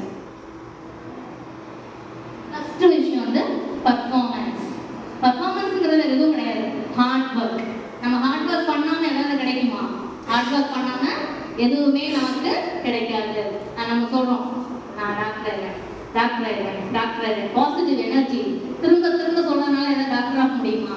கண்டிப்பா கிடையாது. அதுக்கு என்ன பண்ணியிருக்கணும்? அதுக்கு என்னவோ ஹார்ட் ஒர்க் பண்ணியிருக்கணும், அந்த நீட் எக்ஸாம் கிளியர் பண்ணியிருக்கணும், அந்த ப்ராசஸ் எல்லாமே செஞ்சாதான் செய்ய முடியும். ஸோ ஃபர்ஸ்ட் ஆஸ்பெக்ட் வந்து ரோஜா பேனிஸ்டர், இவரை பற்றி பார்ப்போம். ஹார்ட் ஒர்க்கிங்கான இவர் என்ன பண்ணாரு அப்படின்னு சொல்லி, இவர் ஒரு அத்லட். இவர் அச்சீவ் பண்ண பீரியட்ல பார்த்தீங்க அப்படின்னா 1 மைல் தூரத்தை வந்து 4 நிமிஷத்துக்குள்ள கடக்கிறது அப்படிங்கிறது வந்து ஹியூமன்லி இம்பாசிபிள் அப்படிங்கிறத டாக்டர் சொல்றாங்க, கோச் சொல்றாங்க, எல்லாருமே இவரை சுத்தி இருந்த சைக்காலஜிஸ்ட்ல இருந்து பிசியாலஜிஸ்ட்ல இருந்து அத்தனை பேருமே என்ன சொல்றாங்க, 1 மைல் தூரத்தை கடக்கணும்னா எவ்வளவு நேரம் ஆகும்? கண்டிப்பா 4 நிமிஷத்துக்கு மேலதான். ஆனா என்ன பண்ணல, இவர் அந்த விஷயத்த அவருடைய காதல வாங்கவே இல்லை. யார் என்ன வேணாலும் சொல்லுங்க, என்னால இதை முடியும்னு ஹார்ட் ஒர்க் பண்ணிட்டே இருந்தாரு. ஒரு நாள் 3.56 மினிட்ஸ்ல என்ன பண்றாரு, அந்த அச்சீவ்மெண்ட்டை 1 மைல் தூரத்தை கடக்கிறாரு. ஆனா இவர் கடந்ததுக்கு அப்புறம் பாத்தீங்கன்னா அடுத்த வருஷமே 20 பேர் இவரோட சாதனையை முறியடிக்கிறாங்க. அப்ப ஃபர்ஸ்ட் டைம் வந்து ஒரு சாதனையை முறியடிக்கிறதுனா பெரிய விஷயம். ஒன்ஸ் ஒரு பெஞ்ச் மார்க்கை நம்ம கட் பண்ணிட்டோம்னா, ஃபர்ஸ்ட் எல்லாம் நாங்க படிக்கும்போது 400க்கு மேல, அதாவது 500க்கு 400க்கு மேல மார்க் வாங்குறதுங்கிறது ஒரு பெரிய அச்சீவ்மெண்ட். ஆனா இன்னைக்கு 10th ரிசல்ட் எவ்வளவு மார்க் வருது? ஃபர்ஸ்ட் மார்க் ரிசல்ட் எல்லாம் நாங்க பார்க்கறதே இல்லைங்க. ரிசல்ட் பார்த்து என்ன ஆக போகுது? இன்னைக்கு எவ்வளவு ரிசல்ட்ஸ் வருது? ஆக்சுவலா 500க்கு 500 எவ்வளவு வருது? ஃபுல் மார்க் வாங்குறாங்களா இல்லையா? இன்னைக்கு 500 அவுட்டா 500. ஸோ ஃபர்ஸ்ட் டைம் அச்சீவ் பண்ணும்போது அது வெரி இதான் நமக்கு தெரியும். இவர் அச்சீவ் பண்ணோன்னே இவரை பார்த்து என்ன பண்ணாங்க, நிறைய பேர் அச்சீவ் பண்ணாங்க. பக்கத்துல அவரை பத்தி நான் சொல்லணுமா? யாருப்பா அவரு? சச்சின் டெண்டுல்கர். ஸோ யங் ஏஜ்ல என்ன பண்றாரு, அவருடைய ஃபர்ஸ்ட் டெபியூட் மேட்ச்லயே மகாராஷ்டிராவுக்கும் குஜராத்துக்கும் நடக்கிற டெபியூட் மேட்ச்லயே வந்து அவர் 100 நாட் அவுட் ஃபர்ஸ்ட் மேட்ச்லயே வந்து கொண்டாரு. இவர் வாங்கின பதக்கங்கள், அப்ரிசியேஷன், இவர் கிடைச்ச மரியாதை, இவர் வாங்கின இன்கம், இது எல்லாத்துக்குமே தெரியும். ஆனா அதுக்கு பின்னாடி என்ன இருக்கு? அவருடைய ஹார்ட் ஒர்க் இருக்கு. ஒரு 12 வயசுலயும் 13 வயசுலயும் எல்லாரும் ஃப்ரெண்ட்ஸோட சுத்தும் போதும் ஜாலியா இருக்கும்போது அதை என்ன பண்ணாரு, தூங்கிட்டு இருந்தாரா? அதெல்லாம் அச்சீவ் பண்ணாரா? பிராக்டிஸ் பண்ணாரு. அவ்வளவு ரொம்ப சிம்பிள் விஷயம். அவர் நெட்ல என்ன பண்ணாரு, பிராக்டிஸ் பண்ணாரு. அப்ப நம்மளோட மதிப்பு உயரணும்னா கண்டிப்பா நம்ம என்ன பண்ணிருக்கணும், performance. we should also work hard. Hard work பண்ணா நல்லா கிடைக்குமா? கண்டிப்பா கிடையாது. எல்லாரோட சேர்ந்து ஜாலியா சுத்துறதுக்கான ஏஜ் இது நம்ம நினைச்சோம் அப்படின்னா இது முடிஞ்சதுக்கு அப்புறம் லைஃப் லாங் கஷ்டப்படும். ஆனா இந்த few years, ஒரு 4 or 5 years வந்து உங்களுடைய லைஃப்ல ரொம்ப ரொம்ப இம்பார்ட்டன்ட். இந்த டைம்ல உங்களோட அட்டென்ஷனை ஃபுல் ஃப்ளெஜ்ஜா உங்களோட எய்ம்ல வச்சீங்கன்னா கண்டிப்பா யூ வில் அச்சீவ். கடைசியா இருக்க தாத்தா யாரு? இவர் தெரியாதா? எல்லாத்துக்குமே தெரிஞ்சிருக்கேன். Bill Gates. இவர் ஃபர்ஸ்ட் சாஃப்ட்வேர் எப்ப எழுதினாரு? எந்த ஏஜ்ல எழுதினாரு தெரியுமா? அதெல்லாம் தெரியாதுங்க சார், அதெல்லாம் எங்களுக்கு தெரியாது. 13 வயசுல அவருடைய ஃபர்ஸ்ட் சாஃப்ட்வேர் எழுதினாரு. 17 வயசுல வந்து பால் ஆலன் அவருடைய பார்ட்னரா சேர்க்கிறாரு. ஹார்ட் ஒர்க்கிங், ரொம்ப ரொம்ப ரொம்ப ஹார்ட் ஒர்க்கிங். 20 இயர்ஸ்ல அவரோட எஜுகேஷனே பாதியில நிறுத்திட்டு வர்றாரு. ஏன்னா அவருக்கு இந்த விஷயம் ரொம்ப பிடிச்சிருக்குங்கிறதுனால சாஃப்ட்வேர் டெவலப்மெண்ட்ல அவருடைய ஃபுல் இன்ட்ரெஸ்ட். சரி, அவர் ரொம்ப சக்சஸ் ஆனதுக்கு அப்புறம் கூட அந்த ஹார்ட் ஒர்க் விட்டுட்டாரான்னு பார்த்தீங்கன்னா கண்டிப்பா என்ன பண்ணல. சக்சஸ் ஆனதுக்கு அப்புறமும் அவருடைய ஹார்ட் ஒர்க்கை அவர் விடவே இல்லை. ஸ்டார்டிங் ஸ்டேஜில் வந்து இவரோட கார் நிற்கும் இல்லையா, அந்த பார்க்கிங் ஏரியால கார், அந்த இடத்துல கீழே வந்து அழுக்காலே தான் இருக்குமா, அதை க்ளீன் பண்ணவே முடியாது. ஏன் க்ளீன் பண்ண முடியாது? எல்லாரும் கிளம்பி போனதுக்கு அப்புறம் நைட் என்ன பண்ணுவாரு, ஒர்க் பண்ணிட்டே இருப்பாரு. காலையில எல்லாரும் வர்றதுக்கு முன்னாடியே அவரோட வந்து வந்துருவாரு. அப்ப அந்த இடத்த க்ளீன் பண்ண முடியுமா? ஒரு கார் பார்க்கிங் ஏரியால அந்த காரை வெளியே எடுத்தாதான் கீழே வந்து க்ளீன் பண்ண முடியும். ஆனா இவரோட கார் பார்க்கிங் ஏரியா எப்பவுமே எப்படிதான் இருக்கும், குப்பையா இருக்கும். ஏன்? எப்பவுமே கார் அந்த இடத்த விட்டு வெளியில போனதை யாருமே பார்க்கல. நைட்டு 12 மணி 1 மணி எல்லாரும் போனதுக்கு அப்புறம் அவர் அங்கிருந்து கிளம்பியிருப்பாரு. எல்லாரும் வர்றதுக்கு முன்னாடியே வந்திருப்பாரு. இன்னைக்கு அவர் நம்பர் 1 பணக்காரன்னு சொல்லி அவரை பார்த்து நம்ம சொல்லுவோம், இவ்வளவு சம்பாதிச்சார், அவருக்கு என்னன்னு சொல்லி. ஆனா அதுக்கு பின்னாடி என்ன இருக்கு? அவருடைய ஹார்ட் ஒர்க் இருக்கு. பர்சிவியரன்ஸ் அப்படின்னா விடா முயற்சி. இதில் ஃபர்ஸ்ட் பர்சன் மணிராம் சர்மா. இவர் ராஜஸ்தானை சேர்ந்தவர். இவருடைய பெரிய சேலஞ்ச் என்ன அப்படின்னா 5 வயசுலேயே இவருக்கு வந்து காது கேட்கல. அந்த செவித்திறன் சொல்லுவாங்க இல்லையா, கொஞ்சம் கொஞ்சமாக குறைஞ்சிட்டே வருது. 9 வயசுல சுத்தமாக காது கேட்கல. இவர் ராஜஸ்தான்ல ஒரு சின்ன கிராமம். அந்த கிராமத்தில் மொத்தம் இருந்து பார்த்தீங்கன்னா 200 பேர் தான். இப்போ இந்த ஹாலில் எத்தனை பேர் இருப்பீங்க? ஒரு 150 இருப்பீங்களாப்பா? கிட்டத்தட்ட இதை விட ஒரு 50 பேர் மட்டும்தான் அந்த ஊர்லேயே இருக்கிறாங்க. அவ்வளோ சின்ன கிராமத்தில் அவங்க அப்பா அம்மா படிக்கல, எந்த விதமான படிப்பறிவும் கிடையாது. 9 வயசு ஆகிறப்ப என்ன கிடையாது, அவருக்கு காது கேட்காது. அவருக்கு மட்டும் கிடையாது, அவங்க அம்மாவுக்கும் காது கேட்காது. ஆனால் அவர் படிப்பு மேலே இருக்கக்கூடிய இன்ட்ரெஸ்ட்டை விடல. 10th பார்த்தீங்க அப்படின்னா ஸ்டேட்லேயே வந்து 5th ரேங்க், 12th வந்து ஸ்டேட்லேயே 7th ரேங்க். அதோட அவர் விடலை.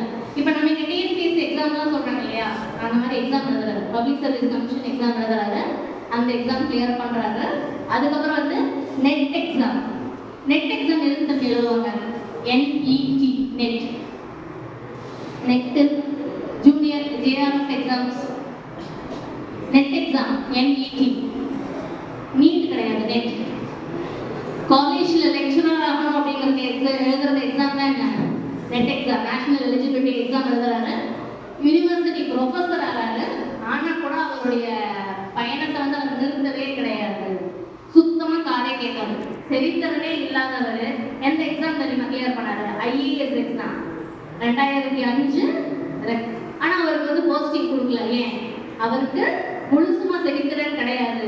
அந்த IASல இருக்கு, கொஞ்சமாவது காது கேட்டாதான் என்ன பண்ணுவாங்க, கலெக்டரா போஸ்டிங் எடுக்க முடியும்னு சொல்லிட்டு அவருக்கு அந்த கொடுக்கல.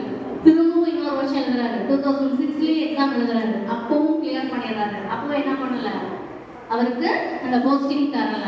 திரும்பவும் 2009 வந்து அவருக்கு ஒரு சர்ஜரி பண்றாங்க. டாக்டர்ஸ் எல்லாம் சேர்ந்து கொஞ்சமா அந்த காது கேட்கிற திறமையை கொண்டு வர முடியும் அப்படின்னு சொல்லி சர்ஜரி பண்ணி ஓரளவுக்கு ஒரு 30 to 40% அந்த திறமை வந்ததுக்கப்புறம் 2009 இன்னொரு தடவை எக்ஸாம் எழுதுறாரு. அப்பவும் கிளியர் ஆகிறாரு. அவர் நினைச்சிருந்தா ஒரு கவர்மெண்ட் ஜாப்ல பேசாம கிளர்க்கா உட்காந்துருக்கலாம். ஃபர்ஸ்ட் அதுதான் கிளியர் பண்ணாரு. அடுத்து ஒரு யூனிவர்சிட்டியில் லெக்சரராக இருக்கக்கூடிய வாய்ப்பு கிடைச்சது. அதோட நிறுத்திருக்கலாம். ஆனாலும் எந்த கணக்கு அவர் விடலை. பர்சீவரன்ஸ், அதாவது எத்தனை தோல்விகள் வந்தாலும் அதை தாண்டி அவர் என்ன பண்ணியிருக்காரு, லைஃப்ல ஜெயிச்சிருக்காரு. பர்சீவரன்ஸ், விடாமுயற்சி. இதுல என்ன பியூட்டினா, காது கேட்காது அப்படிங்கிறது அவருடைய பரம்பரை வியாதி. அவங்களுடைய அம்மாவுக்கும் செவித்திறன் கிடையாது, சகோதரிக்கும் செவித்திறன் கிடையாது, மாமாவுக்கும் கிடையாது. ரியலி வந்து ரொம்ப சொன்ன என்னன்னா, அவருடைய பையனுக்கும் இப்போ காது கேட்கல. ஆனாலும் என்ன பண்ணல, யாரையும் எந்த குறையும் சொல்லல. லைஃப்ல நம்ம என்ன அச்சீவ் பண்ணுவோம், எந்த மைனஸ் இருந்தாலும் என்ன பண்ண முடியும், நம்ம நினைச்சா நம்ம அச்சீவ் பண்ணலாம்.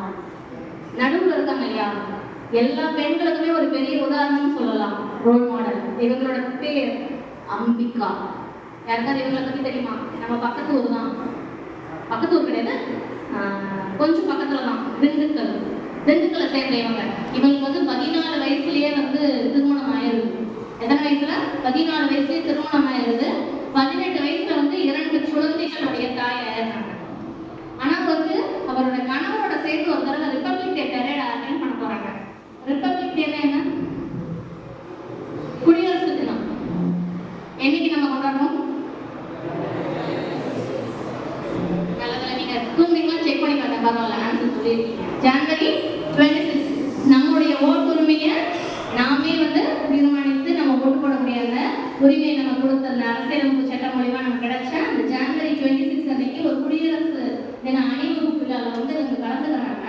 அப்ப பாத்தீங்க அப்படின்னா அதோடைய சீஃபா இருக்காங்க இல்லையா, சென்ட்ரல்ல ஒரு டிஎஸ்பி நிக்கிறாரு. அவருக்கு கிடைக்கிற மரியாதை பார்த்துட்டு நானும் இந்த மாதிரி ஒரு போஸ்டிங் வரணும்னு கேட்ட உடனே அவங்க அதை கணவர் அதிர்ச்சியாரு. நீ 8th ஸ்டாண்டர்ட் தான் படிச்சுக்கிட்ட, எவ்வளோ கல்யாணம் ஆகிறப்ப அவங்களுக்கு எவ்வளோ தான் படிச்சிருக்காங்க, 8th ஸ்டாண்டர்ட் தான் படிச்சிருக்காரு. நீ IAS IPS எக்ஸாம்லாம் எழுதுறது நடக்கிற விஷயம் இல்லை. இல்லை நான் படிக்கணும், என்னை படிக்க வைக்கன்னு கேட்குறாங்க. அவரோட கணவர் வந்து என்கரேஜ் பண்ணுறாங்க. அதுக்கப்புறம் 10th எக்ஸாம் எழுதுறாங்க. அதுக்கப்புறம் திரும்பவும் காலேஜ் வந்து கரஸ்பாண்டன்ஸில் எழுதுறாங்க. 2 குழந்தைகளையும் வீட்டையும் பார்த்துட்டு இத்தனையும் செய்கிறாங்க. ஓகே, இப்போ சரி, ஒரு 10 வருஷம் 15 வருஷத்துக்கு முன்னாடி திண்டுக்கல்ல இருந்து IAS சிவில் சர்வீஸ் எக்ஸாம்லாம் ப்ரிப்பேர் பண்ண முடியுமா? அதுக்கான கோச்சிங் சென்டர் அங்கே கிடையாது. எங்கே போகணும்? சென்னை தான் போகணும். அவருடைய கணவருடைய ஒத்துழைப்பு இருந்தாங்கன்னா சென்னை போகிறாங்க. ஃபர்ஸ்ட் டைம் எக்ஸாம் எழுதுறாங்க, ஃபெயிலியர். செகண்ட் டைம் எக்ஸாம் எழுதுறாங்க, ஃபெயிலியர். தேர்ட் டைம் எக்ஸாம் எழுதுறாங்க, இப்போவும் ஃபெயிலியர். சொல்றாரு, நீ ஊருக்கு திரும்பி வந்துடு, உன் கலெக்டர் கனவெல்லாம் கலெக்டர் இந்த போலீஸ் அதிகாரி கனவெல்லாம் போதும், நீ திரும்பி வந்துடு, இனிமே முடியாதுன்னு சொல்லிடுறாரு. அதையும் தாண்டி என்ன பண்றாங்க, எனக்கு ஒரு முறை வாய்ப்பு கொடுங்கன்னு கேட்குறாங்க. ஃபோர்த் டைம் வந்து ஐபிஎஸ் கிளியர் பண்ணிடுறாங்க. எடுத்துடனே இவங்களுக்கு போஸ்டிங் போட்டது என்னன்னா மகாராஷ்டிராவில் வந்து ஐபிஎஸ் அதிகாரியா போஸ்டிங் இருக்கிறாங்க. இங்க கிடையாது, தமிழ்நாடு கூட கிடையாது. பம்பாயில இவங்களுடைய சிறப்பான செயல்பட பார்த்துட்டு லேடிஸ் சிங்கர்ன்ற பேரை அங்க போய் எடுக்கிறாங்க. சட்டம் ஒழுங்கு என்ன பண்றாங்க, ஸோ அவங்க நினைச்சிருந்தா எங்க அப்பா எனக்கு 14 வயசுலயே கல்யாணம் பண்ணிட்டாரு, இதோட என்ன முடிச்சது, என்னுடைய வாழ்க்கை முடிஞ்சது. வாழ்க்கை கூட சமையல் கட்டில யாரையாவது ஒருத்தர் அப்பாவையோ கணவரையோ திட்டிக்கிட்டே அவங்களுடைய வாழ்க்கையை ஓட்டிடலாம். யாரையாவது திட்டினாங்களா, சூழ்நிலை திட்டினாங்களா, இல்லை. அவங்க என்ன பண்ணாங்க, இப்ப இவங்களால எல்லாம் சாதிக்க முடிஞ்சதுன்னா நம்மால சாதிக்க முடியுமா இல்ல முடியாதா? ஒரு 150 பேர் பேசினா வந்து இன்னும் கொஞ்சம் அதிகமா சத்தம் கேட்கணும். நம்மால சாதிக்க முடியுமா இல்ல முடியாதா? கண்டிப்பா முடியும். இந்த மாதிரி எத்தனையோ பேர் இருக்காங்க. ஆனா நம்ம இவங்க எல்லாம் என்ன பண்றதில்ல, நம்மளுடைய ரோல் மாடலா நம்ம வைக்கிறது. நம்ம யாரை நம்மளுடைய ரோல் மாடலா வைக்கிறோமோ அதை பொறுத்துதான் என்ன இருக்கு, நம்மளுடைய லைஃப் இருக்குது. ஸோ கட் அப்படின்னு சொல்லி பார்த்தோம் இல்லையா, ஒரு டைமண்ட் அழகா கட் பண்ணும்போது அதோட மதிப்பு அதிகமாகும். அதில் 2 விஷயம் பார்த்துப்போம். ஒன்று பர்ஃபார்மன்ஸ், இன்னொன்று பர்சிவியரன்ஸ். பர்ஃபார்மன்ஸ்ங்கிறது ஹார்ட் ஒர்க், பர்சிவியரன்ஸ் அப்படிங்கிறது என்ன, விடாமுயற்சி. எத்தனை தோல்விகள் வந்தாலும் அதுல இருந்து என்ன பண்ணுவோம், நம்ம விடாமுயற்சியோட. மூணாவது ஆஸ்பெக்ட் வந்து கலர். ஒரு டைமண்டோட மூணாவது ஆஸ்பெக்ட் என்ன, கலர். அது எந்த அளவுக்கு ஒளியை பிரதிபலிக்குது, எவ்வளவு பளபளன்னு. டைமண்டால எப்படி இருக்கணும், பளபளன்னு மின்னணும். ஸோ மின்னுதான் அப்படிங்கிறது வந்து எதை பொறுத்து, பர்சனாலிட்டி அண்ட் பீப்புள்ஸ்.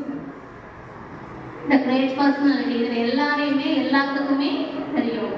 எந்த இடத்துல சக்சஸ்ஃபுல்லா இருக்கணும், பர்டிகுலர்லி ஒரு லீடரா இருக்கணும் அப்படின்னா they have to be ஒரு மேஜிக்கல் பர்சனாலிட்டியா இருக்கணும். அவங்க சொன்னா என்ன பண்ணணும், எல்லாருமே கேட்கணும். கண்டிப்பா. ஃபர்ஸ்ட் விவேகானந்தர் அமெரிக்கால சிகாகோல அவர் வந்து அத்தனை பேர் முன்னாடி வந்து கம்பீரமா நின்று ஒரு வார்த்தை சொன்னார். என்ன சொன்னாரு விவேகானந்தர்? என்ன சொன்னாரு? ஆக்சுவலி இது யாரு ஃபர்ஸ்ட் ஒரு யாரு, ஓகே, அதுக்கு வந்து கிளாரிட்டி இருக்கு பண்ணணும் பிரச்சனை. அவர் என்ன சொன்னாருன்னு தெரியுமா, 2 வார்த்தை. எல்லாத்தையும் ஆன்சர் தெரிஞ்சிருக்குது, ஆனா எங்களுக்கு கொஞ்சம் கம்ம போட்டு ஒட்டிட்டாங்கப்பா, அதனாலதான் வெளியில வர மாட்டேங்குது. கம் போட்டு ஒட்டிட்டாங்க. என்ன சொன்னாரு? சரி, விவேகானந்தர் நிறைய சொன்னார், ஏதாவது ஒண்ணு சொல்லுங்க பாப்போம்.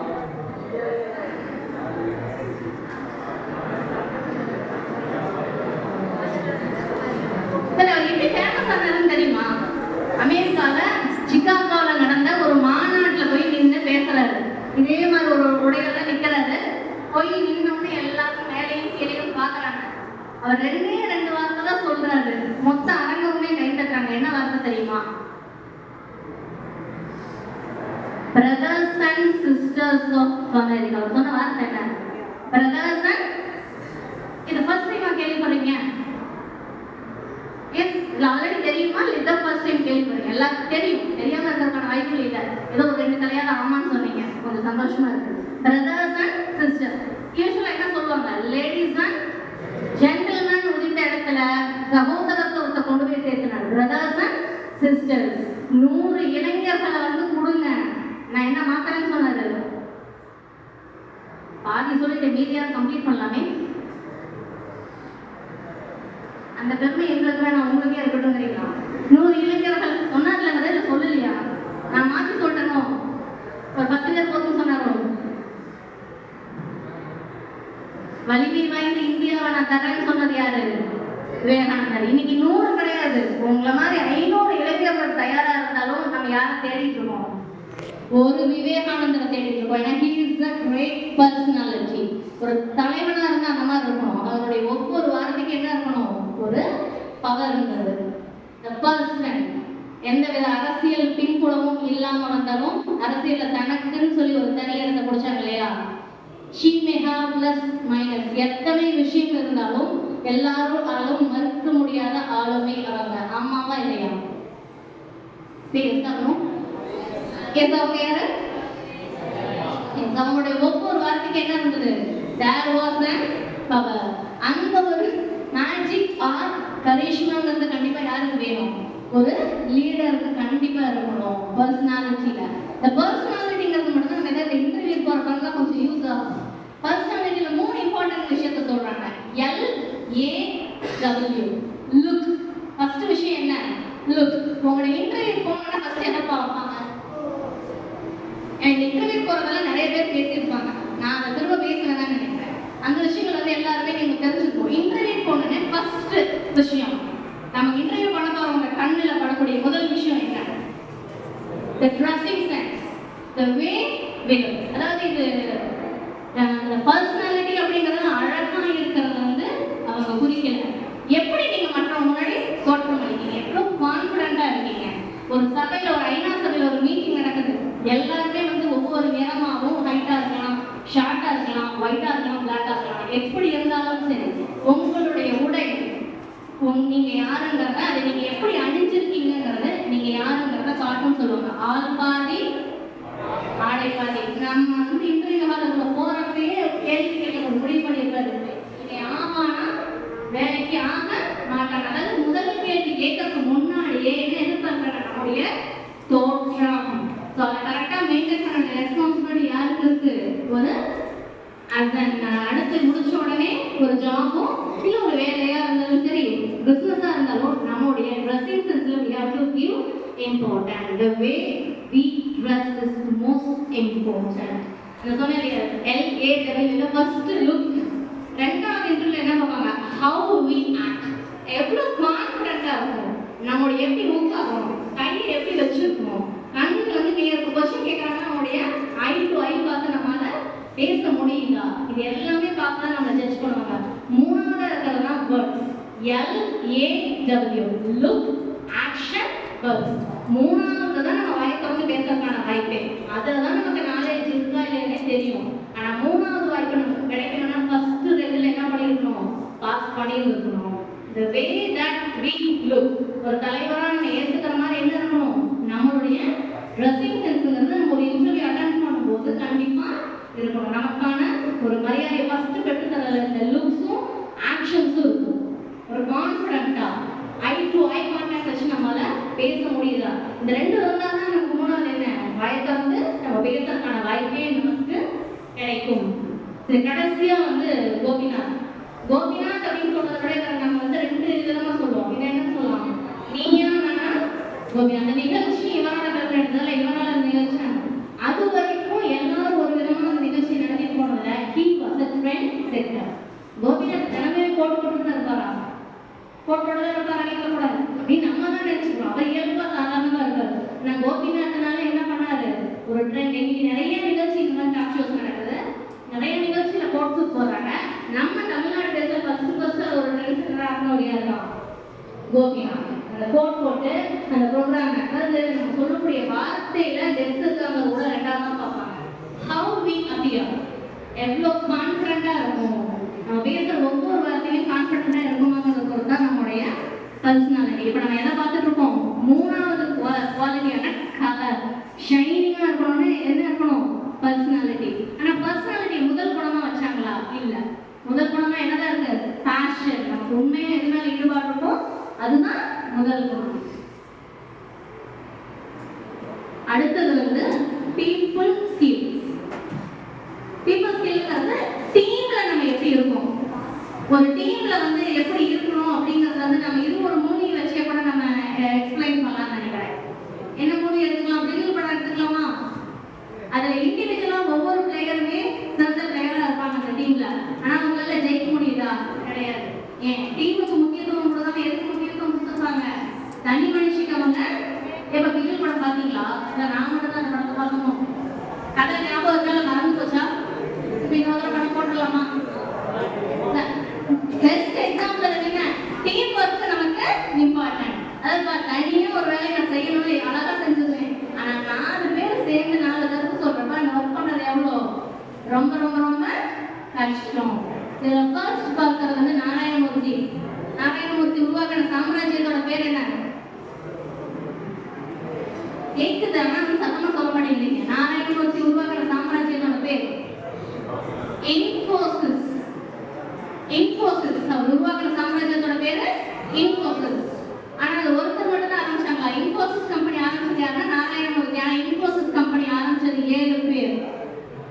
வேற யாரும் என்ன தெரியுமா? இன்ஃபோசிஸ்ல நாராயணமூர்த்தியோட டீம்ல இருக்கிறவங்க நந்தன் நீலகனி, கிருஷ் கோபாலகிருஷ்ணன், ராகவன், ஆனந்த் அரோரா, ஷிபுலா அப்படின்னு சொல்லிட்டு அவரோட டீம்ல என்ன பண்றாங்க? இன்னும் 6 பேர் இருக்காங்க. அவரோட சேர்ந்து 7 பேர் சேர்ந்துதான் ஸ்டார்டிங்ல 1981ல சாஃப்ட்வேர் கம்பெனி வந்து அவங்க ஸ்டார்ட் பண்றாங்க. அருமையான டீம், எல்லாருமே படிச்சவங்க, எல்லாருக்கும் என்ன இருக்கு? டெக்னிக்கல் ஸ்கில் இருக்கு. அழகா அந்த டீமை யார் லீட் பண்ணாங்க? நாராயணமூர்த்தி. அதனாலதான் இன்னைக்கு இன்ஃபோ சாம்ராஜ்யம் இவ்வளோ ஒரு இடத்துல இருக்கு. இன்னைக்கு எந்த வருஷம் ஆரம்பிச்சாங்க? 1981. ஆன்சர் சொல்லுங்க, திரும்ப நல்லா சொல்றேன். எந்த வருஷம் ஆரம்பிச்சாங்க இன்ஃபோசிஸ்? பரவாயில்ல, ஒரு நிறைய தூக்கம் கலந்துருச்சு. 1981ல ஸ்டார்ட் பண்றாங்க. 1990ல வந்து ஒரு 9 இயர்ஸ்ல பாத்தீங்கன்னா இந்த கம்பெனிக்கு இந்த நம்ம இதெல்லாம் சொல்றோம் இல்லையா, உலகமயமாக்கெல்லாம் வர்றப்ப இந்த கம்பெனி வந்து $10 மில்லியன் கேட்கறாங்க அமெரிக்கால இருந்து. உடனே இவங்க எல்லாத்துக்குமே அவ்வளோ சந்தோஷம். நாராயணமூர்த்தி மீட்டிங் போட்டு சொல்றாங்க, இந்த பணத்தை வச்சு என்ன பண்ணலாம், கம்பெனியை சேல் பண்ணிடலாம், கம்பெனிக்கு நல்ல டிமாண்ட் இருக்கு, சேல் பண்ணிடலாம், இப்படி பண்ணலாம்னு எல்லாரும் ஆளுக்கு ஒரு ஐடியா சொல்றாங்க. நாராயணமூர்த்தி அமைதியா கேட்டுட்டே இருக்காரு. கடைசி அவர் பேச அவர் வாய்ப்பு சொல்றாரு, 9 வருஷம் முன்னாடி இந்த கம்பெனி ஆரம்பிக்கிறப்ப நம்ம எல்லாரும் ஒரு கனவோட தான் ஆரம்பிச்சோம். இன்னும் நம்ம அந்த கனவை அச்சீவ் பண்ணல. அதனால நம்ம என்ன பண்ணலாம்? அந்த கம்பெனியை விற்க வேண்டாம், நாமளே நடத்தலாம். இன்னைக்கு ரொம்ப சக்சஸ்ஃபுல்லா நடத்திருக்காங்க. நாராயணமூர்த்தியோட பெரிய பிளஸ் என்னன்னா, இந்த கம்பெனி ஆரம்பிச்சாங்க இல்லையா, இவங்களுடைய வாரிசுகள் யாரையுமே இவங்க கம்பெனியோடைய நிர்வாகத்துக்குள்ள விடவே இல்லை. ஒரு முடிவாக வச்சிருந்தாங்க, என்னோட பொண்ணும் பையனும் இந்த கம்பெனிக்குள்ள வரக்கூடாது. அவங்க திறமையில அவங்க என்ன பண்ணணும்? வெளியில தான் வேலை செய்யவே தவிர எங்க கம்பெனில அந்த மாதிரி உள்ள அளவுடே கிடையாது. அதுக்கப்புறமா அவர் ஃபீல் பண்ணாரு, திறமையில இருந்தா வாரிசுகளுக்கும் வாய்ப்பு கொடுக்கலாங்க. ஆனா அவங்க கம்பெனியோட பாலிசி என்ன வச்சிருக்காங்க? வாரிசுகளுங்கிற ஒரே காரணத்துக்காக அவங்களுக்கு அடுத்த தலைவருக்கு போய் சேரக்கூடாது. அவங்க வெறும் ஷேர் மட்டும்தான் வச்சிருக்காங்க தவிர மற்றபடி இது ஒருத்தரோட கையில இருக்கக்கூடிய சாம்ராஜ்யமா அவங்க கொண்டு போகல. இன்ஃபோசிஸ் முதலா கம்பெனியோட ஒர்க்கர்ஸுக்கு போனஸா ஷேர் கொடுத்த ஒரே கம்பெனி வந்து இன்ஃபோசிஸ். அவங்க தான் கம்பெனியோட லாபத்துல ஒரு பங்கு. நீ ஷேர் கிடையாது, நீ இந்த கம்பெனியோட உழைப்பாளி மட்டும் கிடையாது, உன் உழைப்பு உறிஞ்சது மட்டும் என்னோட இது கிடையாது, இந்த கம்பெனியோட ஷேர் நான் தர்றேன், இந்த கம்பெனியோடைய முதலாளியா. இந்த 100 பவுண்ட் ஸ்டார்டிங்ல கொடுத்ததெல்லாம் எத்தனையோ லட்சக்கணக்கில் பின்னாடியே அந்த மதிப்பு அதிகமாச்சு. எம்ப்ளாயிய ஒரு டீம் வந்து ரொம்ப மதிச்ச கம்பெனி என்ன? இன்ஃபோசிஸ். தாமஸ் ஆல்வா எடிசன் எல்லாத்துக்கும் தெரியும், பேர் தெரியும், போட்டோ தெரியுதா இல்லையா? பேர் தெரியும். என்னப்பா கண்டுபிடிச்சாரு எடிசன்? அவர் பல்பு கண்டுபிடிக்கிறதுக்கு முன்னாடி எத்தனை தடவை பல்பு வாங்கினாரு? 1000 தடவை வாங்கினாரு. 1000 தடவை பல்பு வாங்கினதுக்கு அப்புறம் தான் 1000வது முறை தான் என்ன பண்ணாரு? பல்பை கண்டுபிடிச்சாரு. இவரை மட்டும் தான் நமக்கு தெரியும். இவருக்கு கீழே எத்தனை பேர் ஒர்க் பண்ணாங்க தெரியுமா? 25 மெம்பர்ஸ். இத்தனை அசிஸ்டன்ட் உங்களுக்கு வேணுமா அப்படின்னு கேட்டப்ப ஒவ்வொருத்தர்கிட்டையும் என்ன இருக்கு? ஒரு நாலேஜ் இருக்கு. அத்தனை என்கிட்ட இருந்தா இதை வந்து என்னால் பண்ண முடியாது. ஒரு தனி மனுஷனா என்ன பண்ண முடியாது? நம்ம எதையுமே சாதிக்க முடியாது. டீமா பண்ணும்போது என்ன பண்ண முடியும்? தனி மனுஷனா பண்ணா வந்து கொஞ்சம் தான் அச்சீவ் பண்ண முடியும். ஆனா ஒரு டீமா பண்ணும்போது என்ன பண்ண முடியும்? நிறைய விஷயங்களை அச்சீவ் பண்ண முடியும். ஒரு பழமொழி சொல்லுவாங்க, நீ வேகமா முன்னேறணும்னா தனியா போ, ரொம்ப தூரம் போகணும்னா ஒரு டீமா போகணும். நம்ம செலக்ட் பண்ற டீம் எப்படி இருக்கணும்? நம்மளே மாதிரியே ஒரு நல்ல ஒரு என்கரேஜிங் மைண்டா இருக்கிறவங்க தான் நம்மளுடைய டீம்ல செலக்ட் பண்ணணும். ஸோ ஒரு டைமண்டோட 4 குவாலிட்டிஸ்ல 3 குவாலிட்டிஸ் பார்த்தாச்சு. The last one, clarity. கிளாரிட்டிங்கிறது ஒரு டைமண்ட் வந்து எவ்வளோ மதிப்பு, அதாவது எவ்வளோ பெரிய டைமண்டா இருந்து அழகா கட் பண்ணி அழகா லைட்டை பிரதிபலிச்சாலும் உள்ளுக்குள்ள கரும்புள்ளி இருந்தது அப்படின்னா டாட் சொல்லுவாங்க. அந்த கரும்புள்ளி இருந்ததுன்னா அந்த டைமண்டுக்கு மதிப்பே கிடையாது. இந்த 3 பிரின்சிபல்ஸ் மட்டும் நம்ம பார்க்கலாம். Perspective, principle and factor. Perspective அப்படிங்கிறது வந்து தொலைநோக்கு பார்வை. எல்லாரும் ஒரு விதமா யோசிக்கிறப்ப நாம மட்டும் என்ன பண்ணணும்? மாத்தி யோசிக்கணும். அது வரைக்கும் கத்தியோடையும் துப்பாக்கியோட தான் ஒருத்தர் சுதந்திரத்துக்கு போராடி பார்த்துருக்கீங்க. ஆனா கொஞ்சம் வித்தியாசமா எப்படி போராடினாரு நம்மளுடைய மகாத்மா காந்தி? அகிம்சைன்ற ஆயுதம் இது வரைக்கும் யாருமே கையில் அவருக்கு தெரிஞ்சிருந்தது. இந்த ஆயுதத்தை கையில எடுத்தோம் அப்படின்னா என்னைக்குமே நாம பலசாலி. ஒருத்தர் நம்ம அடிக்கணும், அவங்க நம்மளை திருப்பி அடிப்பாங்க. நம்ம அடிக்கவே இல்லை, இப்போ இவனை எவ்வளவு தடவை தான் அடிக்கிறதுன்னு ஒரு ஃபீல் வரும் இல்லையா? சத்தியாகிரகம் வந்து மிகவும் சக்தி வாய்ந்த ஆயுதம். ஆனா நம்ம கோடைகள் கிடையாது. அடி வாங்கறதுக்கு என்ன வேணும்? ஒரு பெரிய தைரியம் கண்டிப்பா இருந்திருக்கணும். அந்த தைரியம் அவருக்கு இருந்தது. அந்த பெர்ஸ்பெக்டிவ் இது ஜெயிக்கும். ஃபேஸ்புக் உடைய யார் பாது இவரோட பேர்லாம் கீழே இருக்கு, அதை பார்த்தா சொல்லுங்க யார் அது? Mark Zuckerberg. இவருடைய டீம் தான் என்ன? நம்முடைய பழைய ஃப்ரெண்ட்ஸ் எல்லாத்தையுமே வந்து நம்ம ஒரு மீடியா மூலியம் நம்ம வந்து கண்டுபிடிக்கிறதுக்கு ஒரு சாஃப்ட்வேர் கண்டுபிடிச்சு எல்லாரும் டுகெதர் நேரில் எப்படி நம்ம ஒருத்தர் பேசிக்குவோமோ அதே மாதிரி ஒரு பேசுற ஒரு கான்செப்ட் கொண்டு வந்தா இது சக்சஸ் ஆகுங்கிறது மார்க் ஜுக்கர்பர்க். இவர் அதை கண்டுபிடிச்ச ஆப் தான் என்ன? ஃபேஸ்புக். இன்னைக்கு எத்தனை பேர் நம்ம ஃபேஸ்புக்ல இருக்கோம்? யாருமே இல்லையா ஃபேஸ்புக்ல? பாவம் ஃபேஸ்புக். நிஜமாவே நீங்க யாருமே ஃபேஸ்புக்ல அக்கௌண்ட் இல்லையா? கை கொண்டு வலிக்கோ. ஃபேஸ்புக்ல எத்தனை பேர் இருக்கும்? முக்கால்வாசி இருக்கீங்க. யார் கை தூக்கினாலும் தூக்கலைனாலும் எல்லாரும் ஃபேஸ்புக்கும் வாட்ஸ்அப்பும் பார்க்காம நம்மளுடைய காலை நேரம் வந்து இருக்கிறது. இவங்க ரெண்டு பேருக்கு என்ன தெரிஞ்சிருந்தது? முன்னோக்கு பார்வை. அதாவது இந்த ஐடியா ஜெயிக்கும்னு நம்ம முடிவெடுக்கக்கூடிய திறமை. அதுதான் வந்து perspective. The next aspect principles. கொள்கை. லைஃப்ல எவ்வளவு வேணா அச்சீவ் பண்ணலாம், ஆனா காம்ப்ரமைஸ் பண்ணிக்க கூடாது. நம்மளுடைய கொள்கையில என்னைக்குமே என்ன பண்ணணும்? நேர்மையா இருக்கணும். அப்படின்னா அந்த கடைசி வரைக்கும் எப்படிதான் இருக்கணும்? நேர்மையா தான் இருக்கணும். நம்முடைய கொள்கையில என்னைக்குமே நம்ம காம்ப்ரமைஸ் பண்ணக்கூடாது. இந்த ரெண்டு பேரும் அவங்களுடைய கொள்கையில காம்ப்ரமைஸே பண்ணல. அந்த சீன்ல கிடையாது. வீரபாண்டிய கட்டபொம்மன் அவருடைய ஃபேமஸான டைலாக் ஏதாவது யாராவது என்ன சொல்லுங்க பாப்போம்.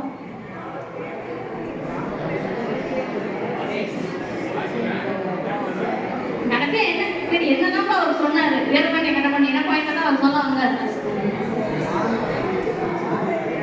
எல்லாமே தெரியும், ஆனா தெரியாது. எந்திரிக்க மட்டும் மாட்டாங்க. சரி, இவர் வீரபாண்டிய கட்டபொம்மன் வந்து நான் வரி செலுத்த மாட்டேன்னு எந்த துறையை எதிர்த்து தைரியமா நின்னாரு? ஜாக்சன் துறை. பரவாயில்ல, பதில் தெரியும். ஜாக்சன் துறையை பார்த்து என்ன பண்றாரு? மாமனா அத்தானா எதுக்கு தரணும்? எல்லா வேலைக்கும் தெரியுது இல்லையா? வரி எதுக்கு நான் இதை வந்து செய்யணும்? எங்களோட அந்த வயலுக்கு வந்தாயா நாட்டு நட்டா எல்லாத்துக்குமே தெரியும். நம்ம கொண்ட கொள்கை நான் வரி செலுத்த மாட்டேன் அப்படின்ற கொள்கையோட இருந்தாரு கடைசி வரைக்கும். ஆனா எத்தனையோ ராஜாக்கள் இவரோட கூட வந்தவங்க என்ன பண்ணிருப்பாங்க? எல்லாத்தையும் காம்ப்ரமைஸ் பண்ணி ஆங்கிலேயனுக்கு அடிமையா தலைவணங்கி இருப்பாங்க. ஆனா இவங்க யாரோட பேரையும் இவங்க யாரோட பத்தியாவது நம்ம படிச்சு பாக்குறோமா, நினைச்சு பாக்குறோமா? இல்ல, அவங்க யாரையுமே நமக்கு தெரியாது. நம்மளுடைய என்னைக்குமே எதுல வந்து காம்ப்ரமைஸ் பண்ணக்கூடாது, நேர்மையா இருக்கணுங்கிற விஷயத்திலையும். ஏன்னா ஒரு பொசிஷனுக்கு மேல தப்பு பண்ணா என்ன பண்ணிதான் ஆகணும்? கீழே வந்துதான் ஆகணும். நம்ம தெரியாத வகையில் இருந்தா மட்டும்தான் நம்மளுடைய சக்சஸ் என்னைக்குமே பெர்மனண்டா இருக்கும். நெல்சன் மண்டேலா கருப்பின மக்களுக்காக எத்தனை வருஷம் ஜெயில இருந்தாரு? 33 வருஷம் வந்து ஜெயில இருந்தாரு. அவருடைய கொள்கை கடைசி வரைக்கும் அவர் மாத்திக்கவே இல்ல. அவர் ரொம்ப ஆசைப்பட்ட விஷயம் என்ன தெரியுமா? ஆசைப்படுற விஷயம் வந்து சூரிய அஸ்தமனம் பார்க்கறது அவருக்கு ரொம்ப பிடிக்கும். ஆனா 33 வருஷம் அந்த சூரிய அஸ்தமனத்தை கூட வந்து அவரை பார்க்க விடல. அந்த சிறைப்பாசத்தை வந்து அவர் எதுக்காக? அவருடைய இன மக்களுக்காக அவர் அனுபவித்தார். சும்மா நம்ம ஒரு நாள் 2 நாள் நம்மளை அடிச்சாலே நம்மளுடைய கொள்கையை மாத்திக்குவோம். 33 வருஷம் அவர் நின்ற கொள்கைக்காக. ஸோ நம்ம ஜெயிக்கணும் அப்படின்னா ஹார்ட் ஒர்க்கு, சக்சஸ் எல்லாம் இருந்தாலும் கடைசி என்ன இருக்கணும்? கொள்கையோட. நான் என்னப்பா அது கொள்கை, எது சரியோ அதை மட்டும்தான் நாம செய்யணும். மற்றவங்களுக்காக என்ன பண்ணக்கூடாது? நம்மளுடைய விஷயத்த காம்ப்ரமைஸ் பண்ணக்கூடாது.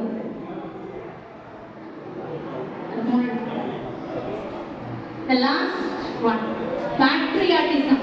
இதுல படத்துல போடுறது வந்து நான் எக்ஸ்பிளைன் பண்ண போறேன். இந்த பாயிண்ட நீங்க தான் எக்ஸ்பிளைன் பண்ண போறீங்க. patriotism அப்படிங்கிறது தேசபக்தி. என்னைக்குமே நாம் வாழ்கின்ற இந்த நாட்டு மேல நமக்கு என்ன இருக்கணும்?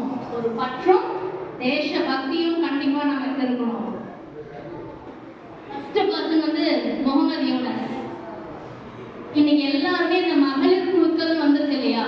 அதோடைய தலைமையகமா என்னதான் சொல்லுவாங்க? பங்களாதேஷ்ல ஆரம்பிச்ச கிராமீன் வங்கி. ஃபர்ஸ்ட் சின்ன குழுக்களுக்கு வந்து லோன் கொடுத்தது யாருதான்? இவர் தான். அது இவருடைய நாட்டோடைய முன்னேற்றத்துக்கு பெருசா யூஸ் ஆச்சு. சரி, இப்ப ஆன்சர் எங்க ஜெனரேஷன்? ஏன்னா நாளை இந்தியா வந்து உங்களுடைய கையில தான் இருக்குன்னு சொல்றதுனால இந்த கேள்விக்கு நான் கண்டிப்பா உங்ககிட்ட இருந்து பதில் எதிர்பார்த்தேன். எதிர்கால இந்தியா எப்படி இருக்கணும்னு உங்களுடைய எதிர்பார்ப்பு. இந்த விஷயம் மாறணும், இந்த விஷயம் இருந்தா நல்லா இருக்கும் என்னுடைய நாட்டுல. இப்போ இந்த வந்து நானே பேசுறதை விட இதை நீங்க தான் பேசுறீங்க. ஒரு பாயிண்ட். நான் எதிர்பார்க்கிற எதிர்கால இந்தியா இப்படி இருக்கணும் அப்படிங்கிறது என்னுடைய எதிர்பார்ப்பு.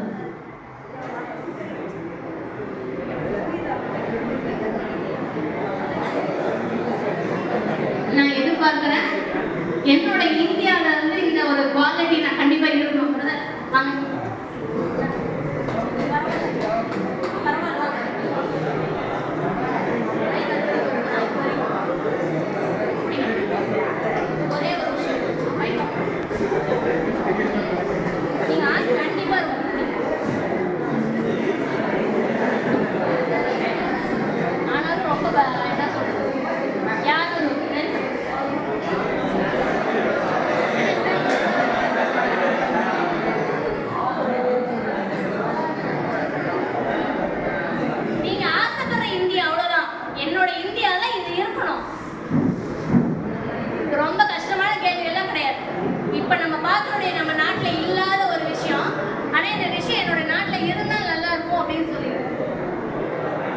இந்தியாவில் எல்லா வளமும் இருக்குதுங்க.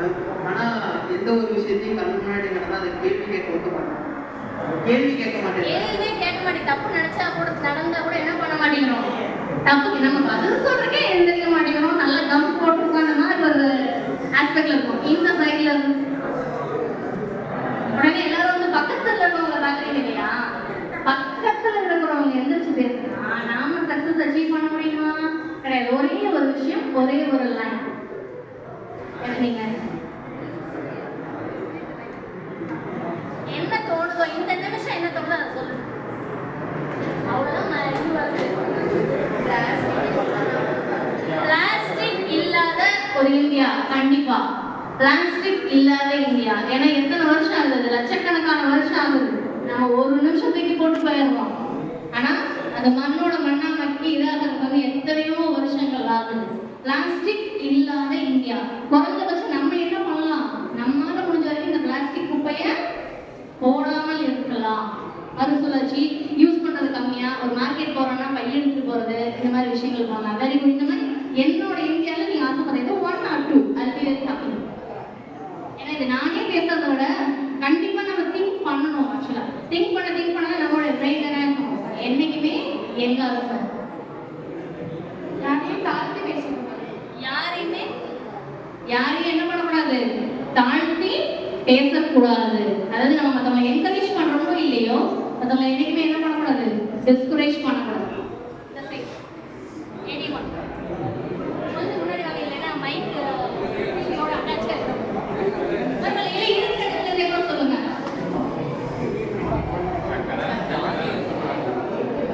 எந்த விதமான வேறுபாடுகள் இருக்கக்கூடாது, எல்லாரும் சமம் அப்படிங்கிற அந்த உணர்வு இருக்கணுங்கிறது தான் அவர் சொல்றாரு. Very good. இந்த பக்கத்துல இருந்து உங்களையில நம்பிதான் எதிர்கால இந்தியா இருக்கு. உண்மையில எவ்வளவு நம்பிக்கை வச்சிருக்கோம். நம்ம வாயில சொல்றதுக்கு இந்த வருஷம் எப்படிப்பா அதை நடைமுறை கொண்டு வர போறோம். ஆக்சுவலா உங்களுக்கு பெரிய ரெஸ்பான்சிபிலிட்டி இருக்கு, நடைமுறை கொண்டு வர ரெஸ்பான்சிபிலிட்டி.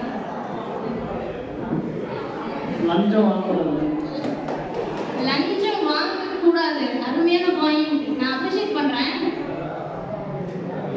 நான் இதுல எனக்கு ஒரு சின்ன கருத்து இருக்கு. என்னன்னா லஞ்சம் கொடுக்க கூடாது. நம்மளால பண்ண முடிஞ்சது என்ன, லஞ்சம் கரெக்டா இல்லையா, லஞ்சம் வாங்கக்கூடாது. சூப்பரான ஒரு பாயிண்ட்.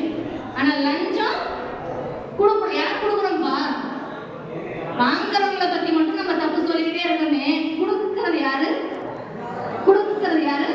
எஸ், ரெண்டுமே தான். கொடுக்கவும் கூடாது, வாங்கவும் கூடாது. சூப்பரான ஒரு பாயிண்ட். நீங்க பேசிட்டீங்க, கரெக்ட். எனிவன், எனக்கு இன்னும் ஒரு 20 பாயிண்ட் கரெக்ட் கிடைச்சிட்டு நான் போறதா இல்லை. விவசாயத்துக்கு இம்பார்ட்டன்ஸ் எடுக்கல. அட்லீஸ்ட் என்ன வெளியில அனுப்புவாங்க, சீக்கிரம் ஒரு நாள் பாயிண்ட சொல்லுங்க. எப்படி இந்த இதாக நல்லா இருக்கா? கலப்படம் இல்லாத உணவு, அதாவது வெரி குட், எக்ஸலன்ட். ஏன்னா நம்முடைய ஆரோக்கியமே என்ன இருக்கு இன்னைக்கு ஒரு பெரிய கேள்விக்குறியா இருக்கு. பால் சொல்றோம், பால்ல என்ன கலக்குறாங்கப்பா?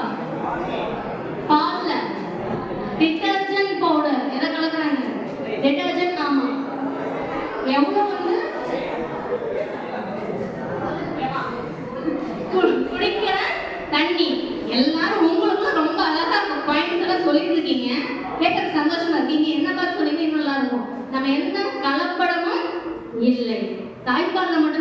இல்லைன்னு நினைக்கிறேன். அதுலேயுமே இன்னைக்கு நம்ம சாப்பிட்ற உணவுனால அந்த உணவும் கலப்படம் விஷமாகிற அளவுக்கு நம்முடைய உணவுல கண்டிப்பா என்ன இருக்கு, நோய் எதிர்ப்பு சக்திங்கிறதே கிடையாது. நம்ம தாத்தா செஞ்ச அளவுக்கு வேலைக்கு நம்ம செய்ய முடியுமா? கொஞ்ச தூரம் நம்மளால நடந்து போக முடியுமா? பைக் இல்லைன்னா நமக்கு இன்னைக்கெல்லாம் அந்த வேலையே நடக்காது. ஏன்னா நம்மளுடைய ஹெல்த் அந்த மாதிரி கண்டிஷன் சேஞ்ச் ஆயிருக்கு. எக்ஸலண்டான பாயிண்ட், சூப்பர். கலப்படம் இல்லாத உணவு நாட்டில் வேணும். வேற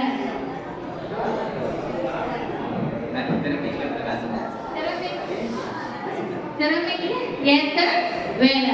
கண்டிப்பா நம்மளுடைய திறமை இருந்து அதை கரெக்டா என்ன பண்ண தெரியணும், பிரசன்ட் பண்ண தெரிஞ்சதுன்னா எந்த இடத்துலையுமே. ஏன்னா ஒரு தப்பான தலைவர்களை செலக்ட் பண்றது யார் தான்? தப்பான தலைவர்களை செலக்ட் பண்றது நாம தான்.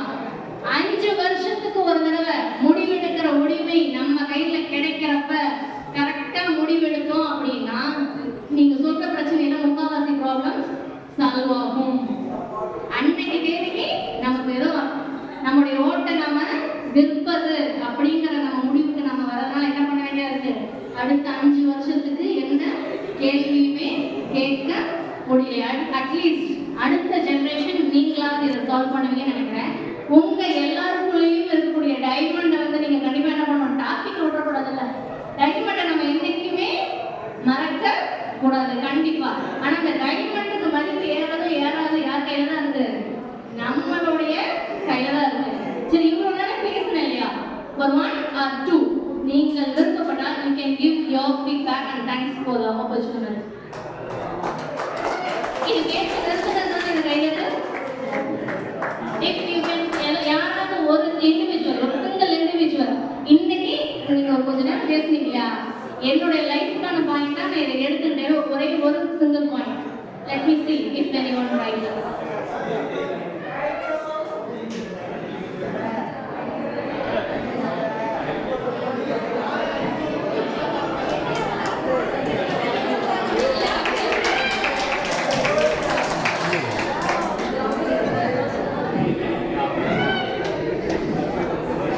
அழகான மியூசிக் டைரக்டர்ஸ் எல்லாமே உங்களுக்குள்ள இருக்காங்கிறது தெரியுது. I appreciate. என்ன ப்ராப்ளம் வந்தாலும் நம்ம கான்ஃபிடென்ட் மட்டும் விட்டுறக்கூடாது அப்படிங்கிறத நான் இன்னைக்கு புரிஞ்சுக்கிட்டேன். Thank you. நம்ம நிறைய பேரோட லைஃப் ஹிஸ்டரி பார்த்தோம். கண்டிப்பா ஒவ்வொருத்தரோட லைஃப்ல என்ன இருக்கு, நம்ம தெரிஞ்சு இவங்க மட்டும் தான் சாதிச்சாங்களா, நம்மளை சுத்தி எத்தனையோ பேர் இருக்காங்க இந்த மாதிரி டெய்லியும் ஒவ்வொரு விஷயத்திலையும் சாதிக்கிறவங்க. கண்டிப்பா நம்ம எல்லாருக்குள்ளே இருக்கக்கூடிய அந்த தனித்திறமை, ஒரு டைட்டில் சொல்லியிருக்கேன், அன்லீஷ் யோர் பொட்டென்ஷியல். பொட்டென்ஷியல்ங்கிறது நமக்குள்ள இருக்கக்கூடிய திறமை. அதையெல்லாம் என்ன பண்ணிருக்கோம்னா ஒரு கட்டு மாதிரி போட்டு கட்டி வச்சு இந்த ஏஜ்ல நம்ம வந்து அதை வீணாக்கிட்டு இருக்கோம். நம்முடைய உண்மையான திறமையை நாம என்னைக்குமே வந்து வெளிக்கொண்டு வர வேண்டும். திறமை இல்லாம ஒரு இண்டிவிஜுவல் கூட கிடையாது. எல்லாருக்குள்ள என்ன இருக்கு, ஏதோ ஒரு திறமை இருக்கு. அந்த திறமையை கண்டுபிடிக்கிறது தான் நம்முடைய ப்ராசஸா இருக்கும். உங்கள் துறையில நீங்க எல்லாரும் ஜெயிக்கணும்னு சொல்லி விடைபெறுகிறேன். நன்றி.